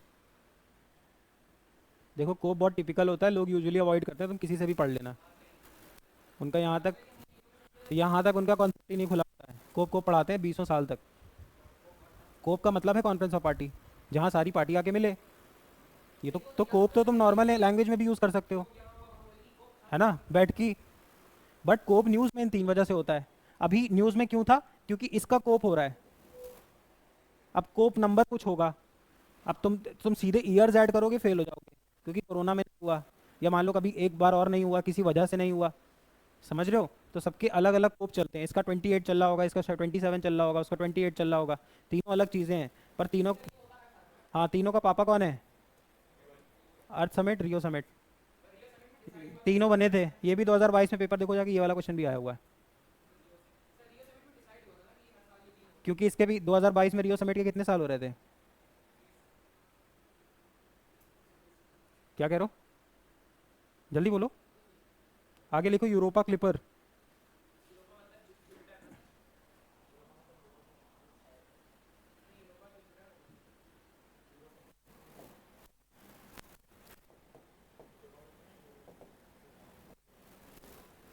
देखो, satellites are of two types. पहली बात तो सैटेलाइट क्या होता है? Anything which revolves around a planet, या प्लैनेट भी नहीं बोलना चाहिए, सेलेस्टियल बॉडी। अब ये नेचुरल भी हो सकती है, और मून इज, है ना, बाकी बहुत सारी आदित्य L1 क्या है? Man made. जैसे अर्थ के पास एक मून है, जुपिटर के पास 35 मून्स हैं। इन 35 मून्स में से 4 मून्स अच्छा ये हमें कैसे पता है 35 मून्स हैं? बताओ ये कैसे पता है 35 मून्स हैं? साइंटिस्ट बताते हैं, है ना, सैटेलाइट्स के थ्रू। तो कोई साइंटिस्ट ही तो डिस्कवर करता है कि नोटिफिकेशन आ जाता है कि मून फाउंड, मून फाउंड? नहीं। तो अब आज के ज़माने में तो मून फाइंड करना is not a big deal. पर गलीलियो गलीली आज से 400 साल पहले, तो 400 साल पहले गलीलियो गलीली ने जुपिटर के 4 मून फाइंड कर दिए थे। उसमें से एक का नाम था यूरोपा। अब नासा अपना मिशन भेज रहा है कहाँ? जुपिटर। नासा अपना कहाँ मिशन भेज रहा है? जुपिटर के यूरोपा पे। समझ में आया? पक्का? और उस मिशन का नाम क्या है? हम्म। पोलारिस से क्या बताओ? Europa clipper. मतलब ये नासा, नासा एक मिशन भेज रहा है कहाँ पे? जुपिटर के एक मून पे। मून किसने फाइंड किया? गलीलियो गलीली। और मून का नाम क्या है? अब इसी पूरे मिशन का नाम क्या है? Europa Clipper mission. एग्जाम में क्वेश्चन पूछेंगे Europa Clipper mission is launch by which of the following space agencies. तो यूरोपियन स्पेस एजेंसी मार्क मत कर देना यूरोपा पढ़ के कि यूरोप है, यूरोप है। नासा होगा इसका आंसर। समझे क्या बोल रहा हूँ? एग्जाम में क्वेश्चन पूछे Europa Clipper mission is launch by which of the following space organization, answer दे देगा जाक्सा जापान, इसरो नासा, और European Space Agency ESA. European Space Agency और यूरोपा पढ़ के मार्क कर दोगे तो आंसर क्या होगा? नासा। मिशन का नाम क्या है? Europa clipper. पूछो। नासा के बारे में क्या बता दें? नासा का एक अपोलो मिशन पूछ सकता है। हाँ। नासा फाउंड कब हुआ था? आंसर बताओ, ये तो मुझे भी नहीं पता है। ये मुझे भी नहीं पता है। नहीं याद है। और इसके बाद अभी नासा के इंपॉर्टेंट मिशंस देख लेंगे। एक दा विंची पढ़ाया हुआ है, याद है किसी को? क्यों? इसमें एक चीज़ ऐड करो। ये जो सैटेलाइट लेके जा रहे हैं कहाँ नासा से, कहाँ ले जा रहे हैं? यूरोप। इसको कौन लेके जा रहा है? Space x. मतलब समझे? हाँ। एलॉन मस्क के पास वो टेक्नोलॉजी है। फैल्कन, फैल्कन से ले जा रहा है। फैल्कन क्या है? Heaviest space launching vehicle, satellite launching vehicle. सबसे ज़्यादा वजन ले जा सकता है ऊपर। इंडिया का जो हैवीएस्ट है, मुझे नाम नहीं याद आ रहा, उससे ये 20 टाइम्स बड़ा है। मतलब इंडिया का जो हैवीएस्ट लॉन्चिंग व्हीकल ले जाएगा अगर 1 टन, तो ये सर कितना ले जाएंगे? 20 टन। इसके बाद लिखो ग्लोबल हंगर इंडेक्स। लिखो global hunger index. Global hunger index कौन सा एडिशन था? एडिशन समझते हो? एडिशन क्या होता है? एडिशन कितनी बार हुआ? 127 कंट्रीज की रैंकिंग की थी, लास्ट में कौन है? अरे पागल हो गया भाई। इंडिया का रैंक भी बढ़िया है लेकिन 100, मतलब 127 लोगों की रैंकिंग में हम 100वें नंबर पे सबसे ज़्यादा भूखे हैं। इसका रैंक 1 कोई बताना। इसमें एक बार क्वेश्चन पूछा हुआ है रिलीज कौन करता है, तो लिख लो। सबसे कम भूखा है एस्टोनिया। सबसे कम भूखा है? नहीं, सबसे ज़्यादा भूखा तो सोमालिया है, 127 पे है। यमन, चैड, लेकिन इतना याद नहीं करना है। लास्ट नहीं पूछती, ये नहीं पूछेगा। रैंक 1 पे देखना कौन है। छोटा सा कंट्री होगा एस्टोनिया, उतना तो पोकी महाराज ही खिला देते हैं। हाँ, समझ गया कौन? नहीं, पोकी पोकी महाराज नहीं है, एक सोशल मीडिया पे बाबा चल रहे हैं, वो भी तो खाना खिलाते हैं। एस्टोनिया में कितने लोग होंगे? 50-60 हज़ार होंगे, तो वहाँ कहाँ भूखमरी होगी। लेकिन फिर भी इंडिया में बहुत ज़्यादा है। लिखो it is release by Irish, Irish organisation. Irish समझते हो? हाँ ये निकाल। अरे भाई हमने बोल दिया इंडिया 100वीं रैंक पे है, मैं मान जाऊँ? इंडियंस मान जाएंगे? ऐसी ऐसी लिस्ट निकालने के लिए बहुत एक एक क्रेडिट होता है किसी ऑर्गेनाइजेशन का। अभी मैं राह चलते बोल दूं कि भुखमरी में इंडिया 100वें नंबर पे, एक्सरसाइज में, तो तुम एक्सेप्ट कर लोगे? एक्सेप्ट हो रहा है तभी पढ़ाया जा रहा है। तो किसी ऑर्गेनाइजेशन के की इतनी क्रेडिबिलिटी है कि वो जो बोलता है तो माना जाता है, इसीलिए उनके नाम पूछे जाते हैं। जैसे एक प्रेस फ्रीडम इंडेक्स आता है, ये भी पढ़ाया हुआ है मैंने, कि कौन सी कंट्री की प्रेस कितनी फ्री है। रिपोर्टर्स विदाउट बॉर्डर्स पूछा भी हुआ है। हाँ, ये पूछा भी हुआ है, मैंने पढ़ाया है, विदाउट बॉर्डर्स। अब ये फ्रांस का एक एनजीओ है, तो इस लॉजिक से तो ये फ्रांस को हमेशा इसमें अच्छी रैंक दे देगा, पर हम तब भी इसकी बात मान रहे हैं। मतलब इसने इतने सालों में इतनी क्रेडिट बना ली है। तो ये जो हंगर इंडेक्स है, देखो कौन निकालता, लिखो, कंसर्न वर्ल्ड वाइड। बता रहा हूँ ना, लिखो तो, कंसर्न वर्ल्ड वाइड। अरे गधा, आयरिश कंट्री है, आयरलैंड, आयरलैंड कंट्री का ऑर्गेनाइजेशन है ये कंसर्न वर्ल्ड वाइड। नहीं समझ में आया? किलियन मर्फी को जानते हो? किलियन मर्फी कौन है? पीकी ब्लाइंडर्स में है जो। हाँ, वो कहाँ का है? आयरलैंड का है। हाँ, एक कंट्री है आयरलैंड, तो बस वहीं का ऑर्गेनाइजेशन है कंसर्न वर्ल्ड वाइड। आयरलैंड में रहने वाले लोग आयरिश, इंग्लैंड में रहने वाले लोग इंग्लिश, फ्रांस में रहने वाले फ्रेंच, पोर्चुगीज, आयरलैंड में रहने वाले आयरिश। ऑयन मॉर्गन को जानते हो? इंग्लैंड का कैप्टन था, आयरिश था वो। यूके और इंग्लैंड में डिफरेंस क्या है?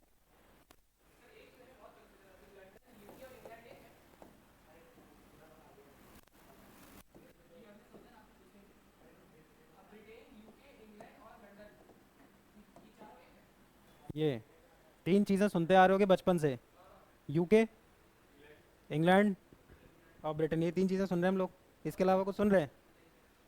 लंदन नहीं, लंदन इनका कैपिटल है। देखो यूके क्या है,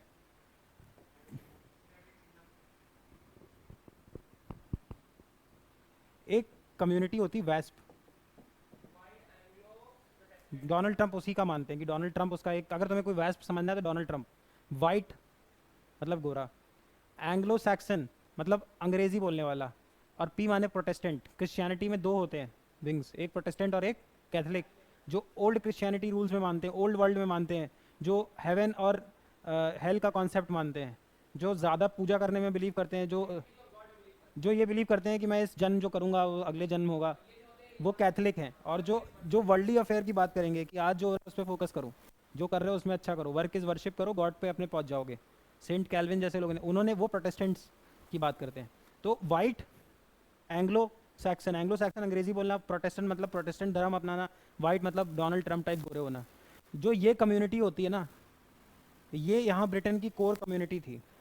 यही लोग यूएस गए तो देखो यूएस में मिल गए, यूएस में तो कोई रहता भी नहीं था, मैंने बताया हुआ है, कोलंबस ने ढूंढा था। यही लोग साउथ अफ्रीका में तुमको कुछ मिल जाएंगे डिविलियर्स टाइप के, नहीं तो अफ्रीका में गोरे कहाँ से आ गए? अरे तो भाई वो मैं पूरी कम्युनिटी की बात कर रहा हूँ, डोनाल्ड ट्रंप उसमें एक आदमी है। नहीं समझ रहे हो? तुम ये तो नहीं सोच रहे, मैं तो बस फोर्सफुली समझा रहा हूँ। ये मैं कह रहा हूँ पूरा ग्रुप समझता है। अब उसमें डोनाल्ड ट्रंप बिलीव नहीं करता, उसका ये थोड़ी हो गया। मान लो कल को सारे हिंदूज इंटॉलरेंट हो जाएं, तो ज़रूरी थोड़ी मैं भी हिंदू होकर इंटॉलरेंट हो जाऊँ, या सारे मुस्लिम्स कल को इंटॉलरेंट हो जाए, तो ज़रूरी थोड़ी उमाम जैदी भी इंटॉलरेंट हो गया। समझ रहे हो? एक्सेप्शंस हैं। तो ये लोग जो हैं, ये अपने आप को एक एक अपना बिलीव करते हैं कि हम इंग्लिश बोलते हैं, प्रोटेस्टेंट्स हैं, वाइट्स हैं, तो हमारा एक कोर ग्रुप है। तो इन्होंने अपने देश के आसपास के पास पास के एरिया में जो जो लोग इस टाइप के थे उनको उठाया। एक तो पूरा इंग्लैंड, पहले समझो यूके कोई कंट्री नहीं, अभी समझा रहा हूँ, इंग्लैंड, इंग्लैंड में ये मिल रहे थे। दूसरा आयरलैंड के नॉर्थन पार्ट में। अब तुम्हारे दिमाग में आएगा साउथ सदर्न में क्या दिक्कत हो गई? आयरलैंड के जो नॉर्थ वाला पार्ट है वहाँ प्रोटेस्टेंट्स मिलता है, और जो ये वाला पार्ट है यहाँ क्या मिलते हैं? कैथलिक्स। तो कैथलिक वाला कंडीशन नहीं पूरा हो रहा है। तो नॉर्दर्न आयरलैंड, समझ में आया? स्कॉटलैंड और वेल्स एक आइलैंड है। ये चारों कंट्रीज में ये वाले हिस्से को में कौन सी कम्युनिटी डोमिनेंट है? West, white, Anglo Saxon, Protestants. ये चारों मिलके अपने आप को क्या बोलते हैं? United Kingdom. इसलिए तुम देखो जब इंग्लैंड की टीम क्रिकेट खेलती है तो उसकी टी शर्ट पर यूनाइटेड किंगडम नहीं लिखा होता है, उसकी टीम पे इंग्लैंड लिखा होता है ना, उसकी टी शर्ट पे ब्रिटेन लिखा होता है कि ग्रेट ब्रिटेन। समझ में आ रहा है? देखो अब इसमें स्कॉटलैंड उठा लो और इंग्लैंड उठा लो, ये अपने आप को ब्रिटेन बोलते हैं, ठीक? और इंग्लैंड तो अलग है ही। इंग्लैंड एक कंट्री है, आयरलैंड एक कंट्री है, स्कॉटलैंड एक कंट्री है, इंग्लैंड एक कंट्री है, वेल्स एक कंट्री है, चारों एक कंट्री है। ये चारों मिलके अपने आप को बोलते क्या है? United kingdom. इसीलिए तुम देखो इंग्लैंड की टीम अलग खेलती है, और कभी किसी ने नोटिस किया होगा वर्ल्ड कप में स्कॉटलैंड की भी टीम खेलती है, और तुमने नोटिस ये भी किया होगा आयरलैंड की टीम भी खेलती है। लेकिन इनमें इतना भाईचारा चलता है सिटीजनशिप का कि ऑयन मॉर्गन नाम का एक प्लेयर है, ion Morgan. Ion Morgan Ireland के लिए खेलता था, पुराने मैचेस देखना, बढ़िया खेलने लगा तो उस वो इंग्लैंड की टीम में आ गया, और इंग्लैंड टीम ने उसको कैप्टन भी बना के रखा 5-7 साल। 5-7 साल वो आराम से कैप्टन रहा है। समझ में आया? इसीलिए इंग्लैंड इंग्लैंड खेलती है ब्रिटेन। हाँ हाँ, इन्होंने आपस में अपने लिए कुछ कुछ इजी कर रखी है चीज़ें, वीज़ा फ्री ट्रैवल करा लिया, या एक दूसरे को जल्दी से सिटीजनशिप दे दी। वो न्यूजीलैंड का है, वो तो सिटीजनशिप ले ली। उन्मुख चांद खेल रहा है यूएस के लिए। अरे भाई, तुमको ये वाली बात बताई थी। हाँ, इंग्लैंड तो एक कंट्री है, इंग्लैंड तो यहाँ से ही एक एंटिटी है। स्कॉटलैंड और इंग्लैंड।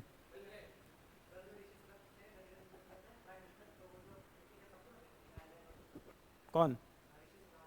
देखो, जब वो प्रेसिडेंट बनेगा तो वो यूनाइटेड किंगडम का प्रेसिडेंट बनेगा। इनकी एक अपनी पार्लियामेंट भी है, ये कंट्रीज अलग अलग हैं, पर ये अपनी रानी क्वीन को ही मानते हैं, ऑर्डर एक ही मानते हैं, रूल्स एक ही मानते हैं, पार्लियामेंट अलग से एक ही मानते हैं। लेकिन जब एंटिटी की तरह काम करते हैं तो 4 डिफरेंट कंट्रीज़ की तरह काम करते हैं। जैसे यूनाइटेड अरब एमिरेट्स, यूएई कोई एक कंट्री नहीं है। 7 आमीर से, आमीर मतलब जिसके पास ज़मीन हो, 7 बड़े बड़े आमीर इकट्ठे हो गए और उन्होंने कंट्री बना ली यूनाइटेड अरब एमिरेट्स। दुबई एक आमीर है, ऐसे 7 हैं। अब बोल सकते हो सिनोनिमसली, लेकिन टेक्निकली जाओगे तो ब्रिटेन और इंग्लैंड अलग है। नहीं तो लिखने को अपनी टी शर्ट पे ब्रिटेन क्यों नहीं लिखता? नहीं समझ में आ रहा है? समझ में आया? जैसे ये चीज़ चाइना में भी है। 2 चाइना है, एक रिपब्लिक ऑफ चाइना है और एक पीपल्स रिपब्लिक ऑफ चाइना है। जहाँ पे ब्रिटिश रूल करके गए वो रिपब्लिक ऑफ चाइना, जहाँ पे माओ का रूल हुआ वो पीपल्स रिपब्लिक ऑफ चाइना। अगर कोई फॉलो कर रहा हो आजकल तो ताइवान की टीम खेल रही है किसी मैच में, मैंने देखा तभी कहीं देखा है। तो जहाँ ताइवान लिखा होता है उसके ब्रैकेट में वो लोग ये भी लिखते हैं रिपब्लिक ऑफ चाइना, ROC लिखा होता है, या चाइनीज़ हांगकॉन्ग लिखा होगा। Hong Kong, sorry sorry sorry, Taiwan नहीं, हांगकॉन्ग। तुम हांगकॉन्ग के बारे में भी देख लेना। हांगकॉन्ग पे रूल कौन करता था? British, British. हांगकॉन्ग पे रूल करते थे ब्रिटिश। देखो, जो यहाँ पे 1947 50 के पहले यहाँ पे हान चाइनीज़ का रूल था। जैसे मौर्यन एम्पायर है, गुप्ता एम्पायर है, बड़े बड़े साम्राज्य हुए ना, मुगल एम्पायर हुआ, ऐसे ही हान एम्पायर हुआ। Han empire use to rule over China, and this Han empire was supported by British का पपेट था ये। तो एक बंदा हुआ माओ नाम का, माओ ने सारे फार्मर्स को बोला चाइना का ये वाला हिस्सा गरीब है, चाइना में बहुत इनक्वालिटी है, चाइना का जो ये वाला हिस्सा है ना, जैसे ये मान लो वर्ल्ड मैप देखते हो तो यहाँ जो चाइना है ये इंडिया है, और यहाँ जो चाइना है तो ये वाला चाइना अमीर है, शंघाई बीजिंग सब इधर है, और ये वाला चाइना गरीब है। प्रेसिडेंट सबका एक है। अरे तुमने यूगुर मुस्लिम्स के बारे में सुना है? इस पर भी क्वेश्चन। उगूर मुस्लिम्स, उगूर मुस्लिम्स अपना डिसेंडेंट अपने आप को मंगोलिया का मानते हैं, और इनका रिलीजन क्या है? इस्लाम। उगूर्स यहाँ पे रहते थे। पाकिस्तान को इस बारे में कितना तो लोग बोलते हैं कि पाकिस्तान इंडिया के मुस्लिम्स का चिंता कर रहा है, लेकिन यहाँ यूगूर्स के लिए कुछ नहीं करता। तो चाइनीज़ यहाँ क्या करते हैं, इनको कुरान अपने हिसाब से पढ़ाते हैं, इनको नी लेंथ के नीचे कपड़े पहनने होते हैं, अपने नी लेंथ के अंदर कपड़े पहनाते हैं, नमाज वमाज का टाइम नहीं सही से करने देते, मुस्लिम्स को पूरा ऑप्रेस करके रखते हैं। जो जैसे उनको अपने में वो यूज़ करना होता है बुरका और ये सारी चीज़ें, वो यूज़ नहीं, व्हील बुरका, वो यूज़ नहीं करने देते यूगुर मुस्लिम्स को। आज यूट्यूब पे जाके देख लेना। चाइना यूगुर मुस्लिम्स पे तो USA अमेरिका, खैर अमेरिका अपने इंटरेस्ट पे चलता है, पर अमेरिका को कहीं इंटरनेशनली चाइना को फंसाना होता है तो यूगुर पे ही तो पकड़ता है कि तुम यूगुर मुस्लिम्स के साथ क्या कर रहे हो। इनको डिटेन कर रखा है, कोई राइट टू रिलीजन नहीं, कुछ नहीं। ये अपने आप को मंगोलिया से एसोसिएटेड मानता है। यूगुर्स मिलते कहाँ? यहाँ पे, ये वाले चाइना में। तो अब 1947-50 की बात थी, यहाँ से माओ नाम का एक आदमी निकला। माओ तो प्रॉपर जो कोर चाइना वैसे ही है। माओ ने यहाँ से सारे फार्मर्स और इनको बोलना शुरू कर दिया, इंडस्ट्रियल वर्कर्स को, कि यार ये हमारी प्रॉब्लम की जड़ ये है, हान्स, चलो इनको हटाते हैं। तो ये राजा था ब्रिटिश, उस समय ब्रिटेन भी कमज़ोर हुआ ही था, वर्ल्ड वॉर 2 खत्म हुआ था। इसने यहाँ से सबको इकट्ठा करना शुरू किया, और ये 3-4 महीने तक चलता रहा पैदल, और यहाँ कैपिटल तक पहुँच गया। जब ये इतने महीने चला है, इसको बोलते हैं लॉन्ग मार्च, चाइना में आज ही बहुत फेमस है। लॉन्ग मार्चिंग की, एक एक पार्ट से दूसरा पार्ट दिया पैदल, और जब वो पैदल चल रहा था तो लोग उसके साथ सपोर्ट में आते जा रहे थे। और ये तुमको भी पता है कि चाइना कम्युनिस्ट था, और कम्युनिस्ट क्या बोलते हैं, पावर ले लो गवर्नमेंट से, किस तरीके से, फोर्स है, लड़के, वायलेंस। तो इसने इंडस्ट्रियल वर्कर्स और फार्मर्स इकट्ठे किए, वो इसके साथ गए माओ के साथ, और माओ लॉन्ग मार्च किया, लॉन्ग मार्च करके यहाँ जो हान एम्पायर का आदमी किंग था उसको भगा दिया, और चाइना वाले ये इस पार्ट पे चाइना के रूल करने लगा। अब जब ये भागेगा तो इसको प्रोटेक्ट करने की जिम्मेदारी किसकी, ब्रिटेन की। अब यहाँ तो ब्रिटेन लड़ नहीं पाया, तो ब्रिटेन के पास यहाँ एक छोटा सा और आइलैंड था जिसका नाम है हांगकांग। ब्रिटेन ने यहाँ पे इसको बैठा दिया कि अभी देखते हैं, तुम अभी यहाँ सेफ हो जाओ। तो ब्रिटेन और वेस्टर्न कंट्रीज ना बहुत सालों तक, जब तक चाइना इतना अमीर नहीं हुआ, कभी भी चाइना के, इस चाइना को मानते नहीं थे। चाइना, नेहरू जी का बहुत बड़ा रोल है इस चाइना को रिकग्नाइज होने में, इसीलिए इंडिया को यूएनएससी की मेंबरशिप मिल रही थी। वेस्टर्न कंट्रीज नहीं चाहते थे कि चाइना को मिले यूएनएससी। ये जो P5 है वीटो वाला, ये इंडिया को मिल रहा था, बट नेहरू जी ने इनको दिला दिया। अभी तो नेहरू जी से पूछो, उनको लगता था, ट्रस्ट था कि इंडिया अभी अपने खुद के स्ट्रगल्स में है। 50s की बात थी, इंडिया खुद डेवलप नहीं था, कोई इंडस्ट्री डेवलप नहीं थी, कोई पार्टी डेवलप नहीं थी। 1967 में पहली बार कांग्रेस कोई चुनाव हारी है स्टेट्स में, मतलब तुम समझो, पॉलिटिकल पार्टी तक नहीं थी, कुछ भी नहीं था। तो अब ये इसको यहाँ बैठवा दिया कि तुम यहाँ बैठो, और हम इस चाइना को नहीं मानते, तुम्हारी हेल्प करेंगे। फिर कुछ कर नहीं पाए, हम तुम्हारी हेल्प करेंगे, और यहाँ पे अपना बंदा बैठा दिया, हान रूलर। और दुनिया में ये बोलना शुरू किया कि ये वाला चाइना क्या है, इलीगल। असली चाइना कौन सा है, ये हथियाया हुआ चाइना है। तो इसीलिए इस वाले चाइना को वेस्टर्न मीडिया बोलता रहा रिपब्लिक ऑफ चाइना, रिपब्लिक मतलब चुनी हुई सरकार, रिपब्लिक ऑफ इंडिया। और ये वाले को बोलता रहा, अब फिर इन्होंने अपना नाम रख लिया पीपल्स रिपब्लिक ऑफ चाइना। बहुत साल तक यूएस, ब्रिटेन, ये सारे कंट्री इसी को चाइना मान रहे थे। फिर चाइना से 50 साल का इनका वो था लीज, कि 50 साल बाद मैं क्या छोड़ दूंगा, हांगकांग। तो 1997 के आसपास हांगकांग से कौन निकल गया, ब्रिटेन। इसीलिए, और एक रूल और है, जब ब्रिटेन निकला 1997 में, तो ब्रिटेन ने कहा कि 50 ईयर्स तक जो चीज़ें छोड़ के जा रहा हूँ, डेमोक्रेसी और ये सारी चीज़ें चलेंगी। इसीलिए हांगकांग और चाइना दोनों किसके कब्जे में है, चाइना के। लेकिन यहाँ डेमोक्रेसी चलती है और यहाँ पे डिक्टेटरशिप। अब तो ये भी कब्जा कर ही लिया ऑलमोस्ट, पर यहाँ चलता क्या था, सिस्टम अलग। इसीलिए बोलते थे 1 कंट्री 2 सिस्टम। ये क्वेश्चन पूछा हुआ है, 1 कंट्री 2 सिस्टम, तुम्हारे में नहीं और एग्जाम से। 1 कंट्री 2 सिस्टम किसको डोनोट करते हैं, चाइना। कंट्री एक ही है चाइना, सिस्टम 2 है, चाइना और हांगकांग। हाँ, अब तो है ही, पूरा दबा के ले लिया। तभी तो चाइना चाहता है कि यूक्रेन को और मारो, तुम यूक्रेन को मारो, तो मैं देख रहा हूँ, देख तुमको मार रहा है, मैं देख रहा हूँ कि दुनिया कुछ नहीं कर रही। अगर दुनिया इस पर कुछ नहीं करेगी तो मैं तुमको भी मार लूंगा। चाइना को हांगकांग लेना है, चाइना ले चुका है ऑलमोस्ट। इनडायरेक्ट रूल चाइना का ही चलता है, वो तो वैसे 50 ईयर वाला क्लॉज है। इसीलिए बस लास्ट चीज़, और अभी यहाँ तक पता ही दिया है, इसीलिए 1962 में लोग बोलते हैं ना हिंदी चीनी भाई भाई, नेहरू जी ने इनको वो भी दिला दिया, यूएनएससी में भी मेंबरशिप। तो लड़ाई क्यों हो गई 1962 में, तो उसका रीज़न ये था, माओ जब 1947 में चला था, तब तो उसने बड़े बड़े प्रॉमिस किए थे कि चलो मेरे साथ पावर दिलाओ, ये कराओ वो कराओ, मैं चाइना में ये कर दूंगा वो कर दूंगा, कम्युनिज्म लाऊंगा, यूटोपियन सब बराबर खाएंगे। लेकिन असलियत में प्रैक्टिकली पॉसिबल था कम्युनिज्म, प्रैक्टिकली पॉसिबल नहीं है। मैं अभी तुम सबको 10-10 रुपये दूंगा, 6 महीने बाद चेंज हो चुका होगा सिनेरियो, सबके पास 10-10 बना रहा है, इट इज़ इम्पॉसिबल। तो कम्युनिज्म फेल होना ही था, तो माओ का ये सपना भी फेल हुआ। तो जब, एक बार बताओ, जब बाहर से डर लगता है, मुझे लग रहा है मेरी पावर जा सकती है, तो मैं अपने लोगों को क्या बताऊंगा कि बाहर से खतरा है। अब चाइना को वहाँ बाहर किससे खतरा दिखा सकता था चाइना, तब तक तो डेवलप ही नहीं था, चाइना को बहुत रईस थोड़ी था 62 में। तो उसने लड़ाई करा दी बॉर्डर पे, और अपने लोगों का ध्यान भटका दिया कि देखो वॉर हो रहा है। मैं किसी नेता का नाम नहीं ले रहा, पर तुम सोचो अभी इंडिया में मान लो बहुत हालात ख़राब हो जाए, डर लगने लग जाए कि मेरी सरकार जा सकती है, मैं पाकिस्तान के अगेंस्ट वॉर खोल दूँ। अब तो न्यूक्लियर वॉर से तो हो नहीं सकता, पर मान लो न्यूक्लियर वेपन नहीं होते, तो देश किस में उलझ जाता। इसीलिए कहते हैं माओ ने 1962 में वॉर किया था, क्योंकि माओ 15 साल हो गए थे भाई, 10 साल मोदी जी चले हैं, लेकिन 24 में देखो प्रॉब्लम हो गई। तो 15 साल से माओ रूल कर रहा था, क्योंकि ईरान का दुश्मन अमेरिका है। अमेरिका लीगली 3 दुश्मन मानता है, साउथ सूडान, नॉर्थ कोरिया और ईरान। और अब ईरान गया, गया मतलब डोनाल्ड ट्रंप आ गया है। डोनाल्ड ट्रंप पे ईरान के ऊपर कस के सैंक्शंस लगाता है। हाँ, हाँ, पूछ लो क्या दिक्कत है, ये इतना ध्यान नहीं है। हाँ हाँ, ये सब याद है मुझे, वो फैक्ट याद नहीं। ईरान क्या है, क्या है कुछ? हाँ, क्या क्वेश्चन है? डोनाल्ड ट्रम्प जीत गया? कौन? नहीं, फोन ऑन किया है।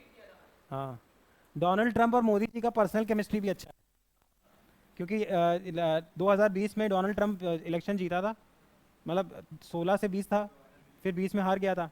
तो कोरोना से पहले याद होगा तो एक यूएस में इवेंट हुआ था हाउडी मोदी, और डोनाल्ड ट्रंप के लिए हुआ था नमस्ते ट्रंप। हाँ, मेरा दोस्त आया है डोनाल्ड। हाँ, डोनाल्ड ट्रंप।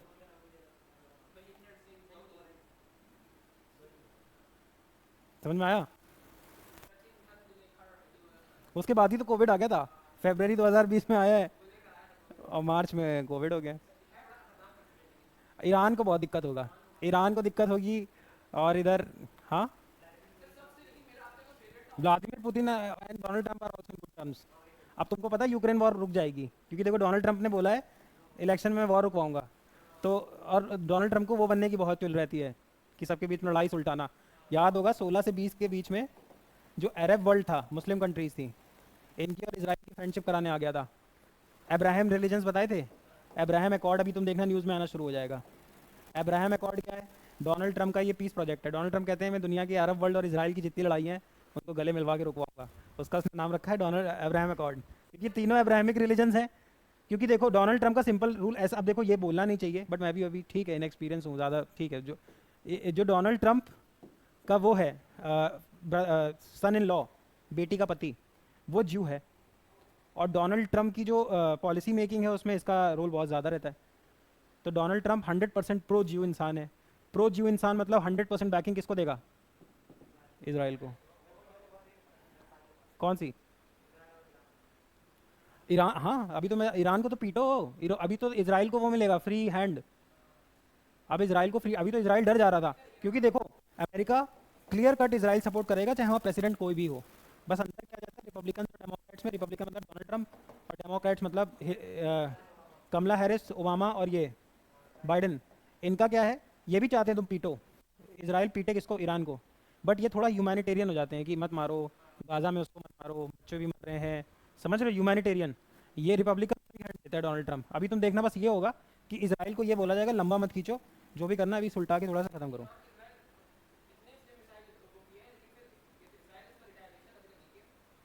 अब देखो फ्री हैंड, ये तुम अभी से, मैं नहीं बोल रहा हूँ, मैं अभी कहीं से पढ़ के ही बोलता हूँ। फ्री हैंड है। अब तुम देखते रहो टाइम किसका, किसके पास फ्री हैंड है? इसराइल के पास। किसके अगेंस्ट? ईरान। ईरान मतलब हिजबुल्ला भी है, हिजरान मत हमास भी है, हाउतीज भी है। यमन में हाउती, और सीरिया में हिजबुल्ला, गाजा में हमास। ये तीनों को अब तोड़ेगा कौन? Israel, with free hand from US. बस इसको एक टाइम लिमिट मिल जाएगी। दूसरा, रशिया यूक्रेन वॉर रुकेगा भी देखना। क्या होगा? मान लो ये यूक्रेन है, रशिया कह रहा है यहाँ तक का यूक्रेन मेरा है, और रशिया ने यहाँ तक का घेर लिया है। समझ रहे हो मैं क्या कह रहा हूँ? रशिया कह रहा है यहाँ तक है मेरा, और यहाँ तक घेर लिया है। तो अब पता है क्या होगा? डोनाल्ड ट्रंप बोलेगा ठीक है, यहाँ तक का तुम रख लो रशिया, अब और रोको यूक्रेन। तो गया ना उतना हिस्सा। कहाँ, किसने बोला? अच्छे टर्म्स पे हैं।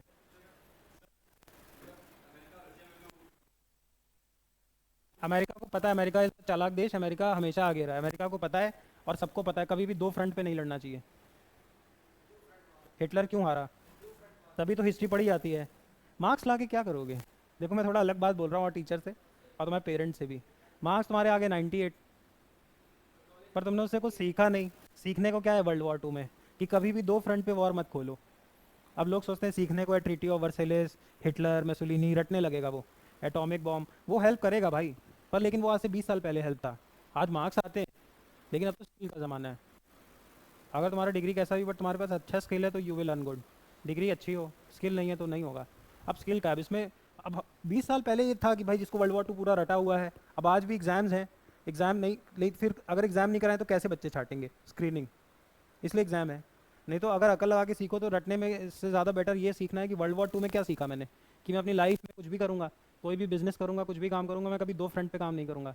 मैं दो फ्रंट पे काम क्यों नहीं करूँगा? मैं फेल हो जाऊँगा। क्यों फेल हो जाऊँगा? क्योंकि हिटलर भी इसीलिए हारा, नहीं तो हिटलर नहीं हारता। हिटलर इधर देखो, फ्रांस को ख़त्म कर दिया था, ब्रिटेन डर चुका था, ये पूरा ले चुका था हिटलर, अब इतना एम्बिशियस हो गया कि इधर रशिया पे भी वॉर खोल दिया।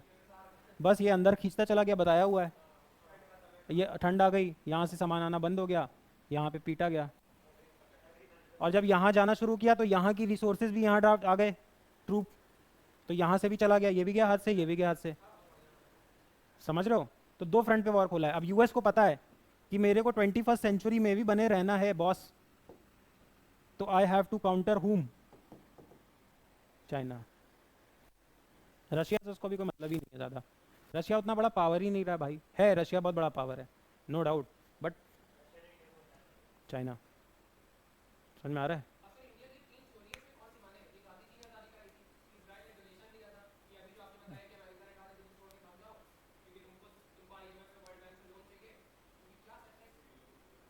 तुम लखनऊ आए हो, क्यों आए हो? बस एक रीज़न है, मतलब किसी की भी लाइफ में अगर कोई सिचुएशन आती है उसकी एक रीज़न से आती है, मल्टीपल रीजंस होते हैं, तो कोई एक रीज़न थोड़ी है। अब उसी टाइम गांधी जी पैदा भी हो गए। एक थ्योरी है ना। अच्छा एक बात बताओ, एम एस धोनी है इतना बड़ा स्टार है, बिल्कुल है, एकदम huge fan following, cult figure. अगर एम एस धोनी श्रीलंका में पैदा हो जाते हैं, मीम से नहीं बता रहा हूँ मैं मीम से नहीं बताता भाई, मतलब नॉर्मल बात है।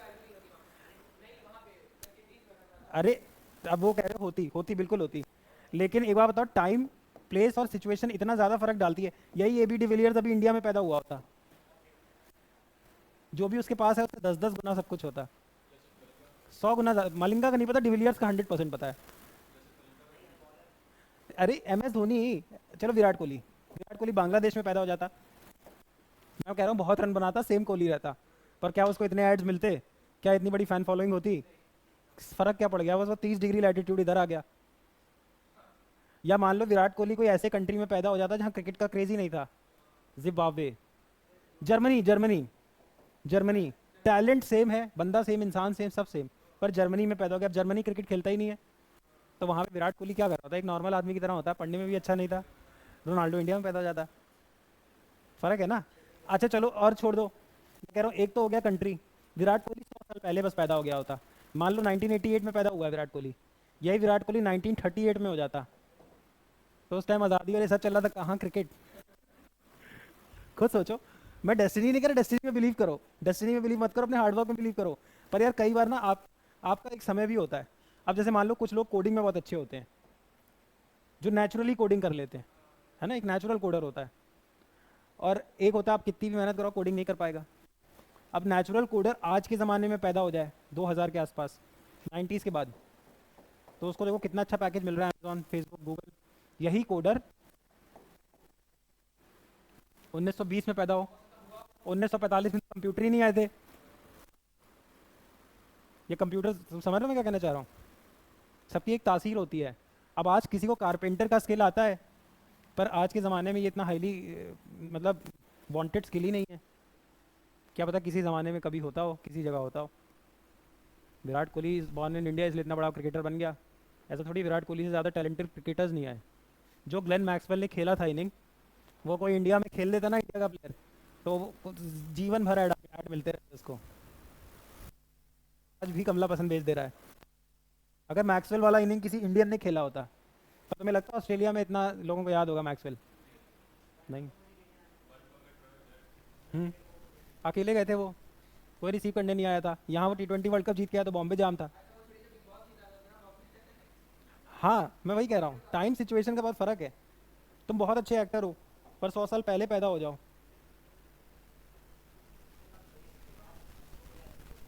अरे चलो कोई एक्ट्रेस मान लो, नोरा फतेही मान लो, नोरा फतेही अगर 100 साल पहले पैदा हो जाती, यूट्यूब था ही नहीं, ना मूवीज़ बनती थी, तो वो अपने टैलेंट को कहाँ यूज़ कर पाती? एक गाँव में। क्या, खुद ही बताओ, खुद ही बताओ। ऑर्केस्ट्रा में, ऑर्केस्ट्रा में ना, यही तो होता मैक्सिमम।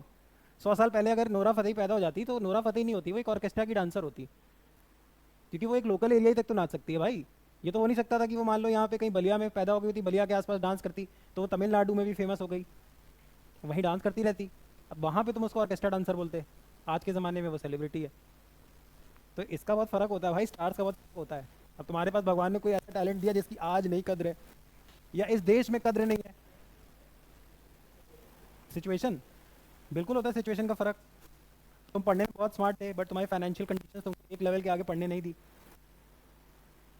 तो इसका मतलब ये थोड़ी है कि तुम स्मार्ट नहीं थे, सिचुएशन थी। तुम्हारे एग्जाम से पहले तुमने 4 महीने पहले ब्रेकअप कर लिया है, तो सिचुएशन, अब सिचुएशन बता दो। मेरा ब्रेकअप हुआ था इस वजह से नहीं पढ़ पाया। सिचुएशन बहुत फ़र्क पड़ता है भाई। विव रिचर्ड्स वहाँ वेस्ट इंडीज़ में पैदा हुआ, ये इंडिया में पैदा होता, आज तक मिल रहा होता उसको सब कुछ। अंबानी का बेटा, तुमको इतना प्रॉपर्टी मिल जाएगा तुम नहीं संभाल पाओगे, जब ग्रूमिंग तुम्हारी अंबानी कर रहा होगा बचपन से। बचपन में ही मान लो तुम एक्सचेंज हो जाते आनंद अंबानी या किसी के साथ, तो तुम्हारा ग्रूमिंग होता। स्टार्स है भाई। चलो लिखो, new chief minister of Jammu and Kashmir कौन बना है? उमर अब्दुल्ला।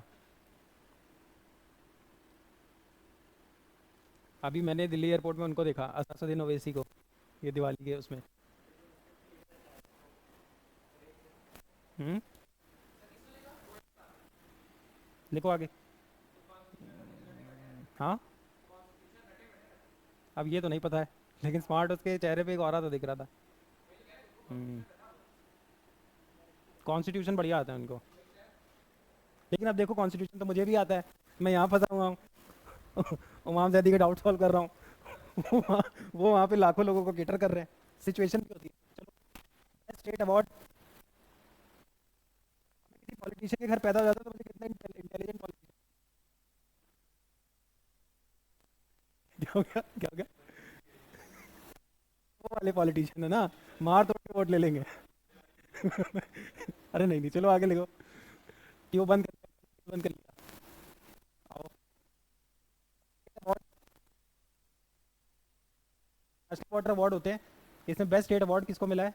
उड़ीसा को। नेशनल वाटर अवार्ड होते हैं, 5 साल से हो रहे हैं नेशनल वाटर अवार्ड, इंडिया में स्टेट को देते हैं वाटर कंजर्वेशन के लिए, किसको मिला है? उड़ीसा को, नेशनल वाटर अवार्ड। हाँ। हम्म। इंटरनेशनल सोलर अलायंस का कॉन्फ्रेंस होने वाला है इंडिया में 30 नवंबर। बस इतना याद रखो, इंटरनेशनल सोलर अलायंस पढ़ाया हुआ है ना? पढ़ाया है। लैटिट्यूड लॉन्गिट्यूड के नीचे की कंट्रीज भी आएंगी। पहले सिर्फ वो कंट्रीज थी जो ट्रॉपिक ऑफ कैंसर और ट्रॉपिक ऑफ कैप्रिकॉन के बीच में आ रही थी, उसके बाद बाहर की कंट्रीज भी अलाउड हो गई। इसका हेडक्वार्टर गुड़गांव में है। इसका फुल फॉर्म है इंटरनेशनल सोलर अलायंस। हाँ, yes yes yes, very good, Ajay Mathur. Yes yes yes yes,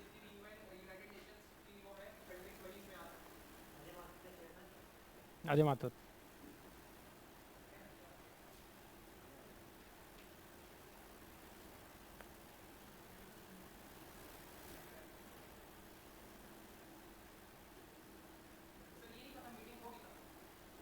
ज़रूरी नहीं है।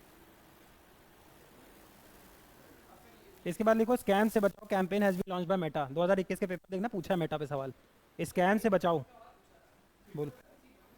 क्रिप्टो बता रखी है मैंने कितनी बार, क्रिप्टो करेंसी पढ़ाया नहीं है? कैसे यार, मैं मान नहीं पाता हूँ कभी कभी। चलो, स्कैम से बचाओ, मैं पढ़ा दूंगा अभी आज ही। क्रिप्टो स्कैम से बचाओ, ये किसका इनिशिएटिव है? मेटा। मेटा क्या है? हाँ, जैसे गूगल की क्या है? अल्फ़ाबेट। नया चीफ जस्टिस पे कौन बना है? संजीव खन्ना, संजीव खन्ना।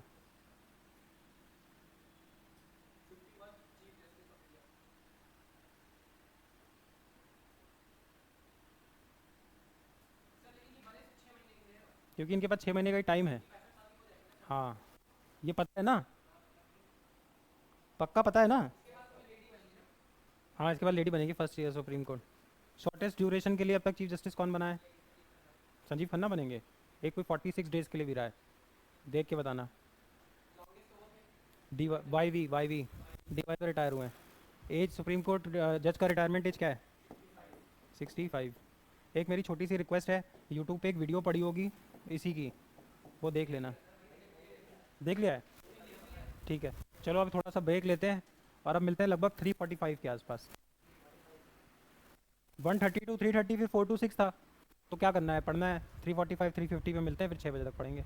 ठीक है, चलो।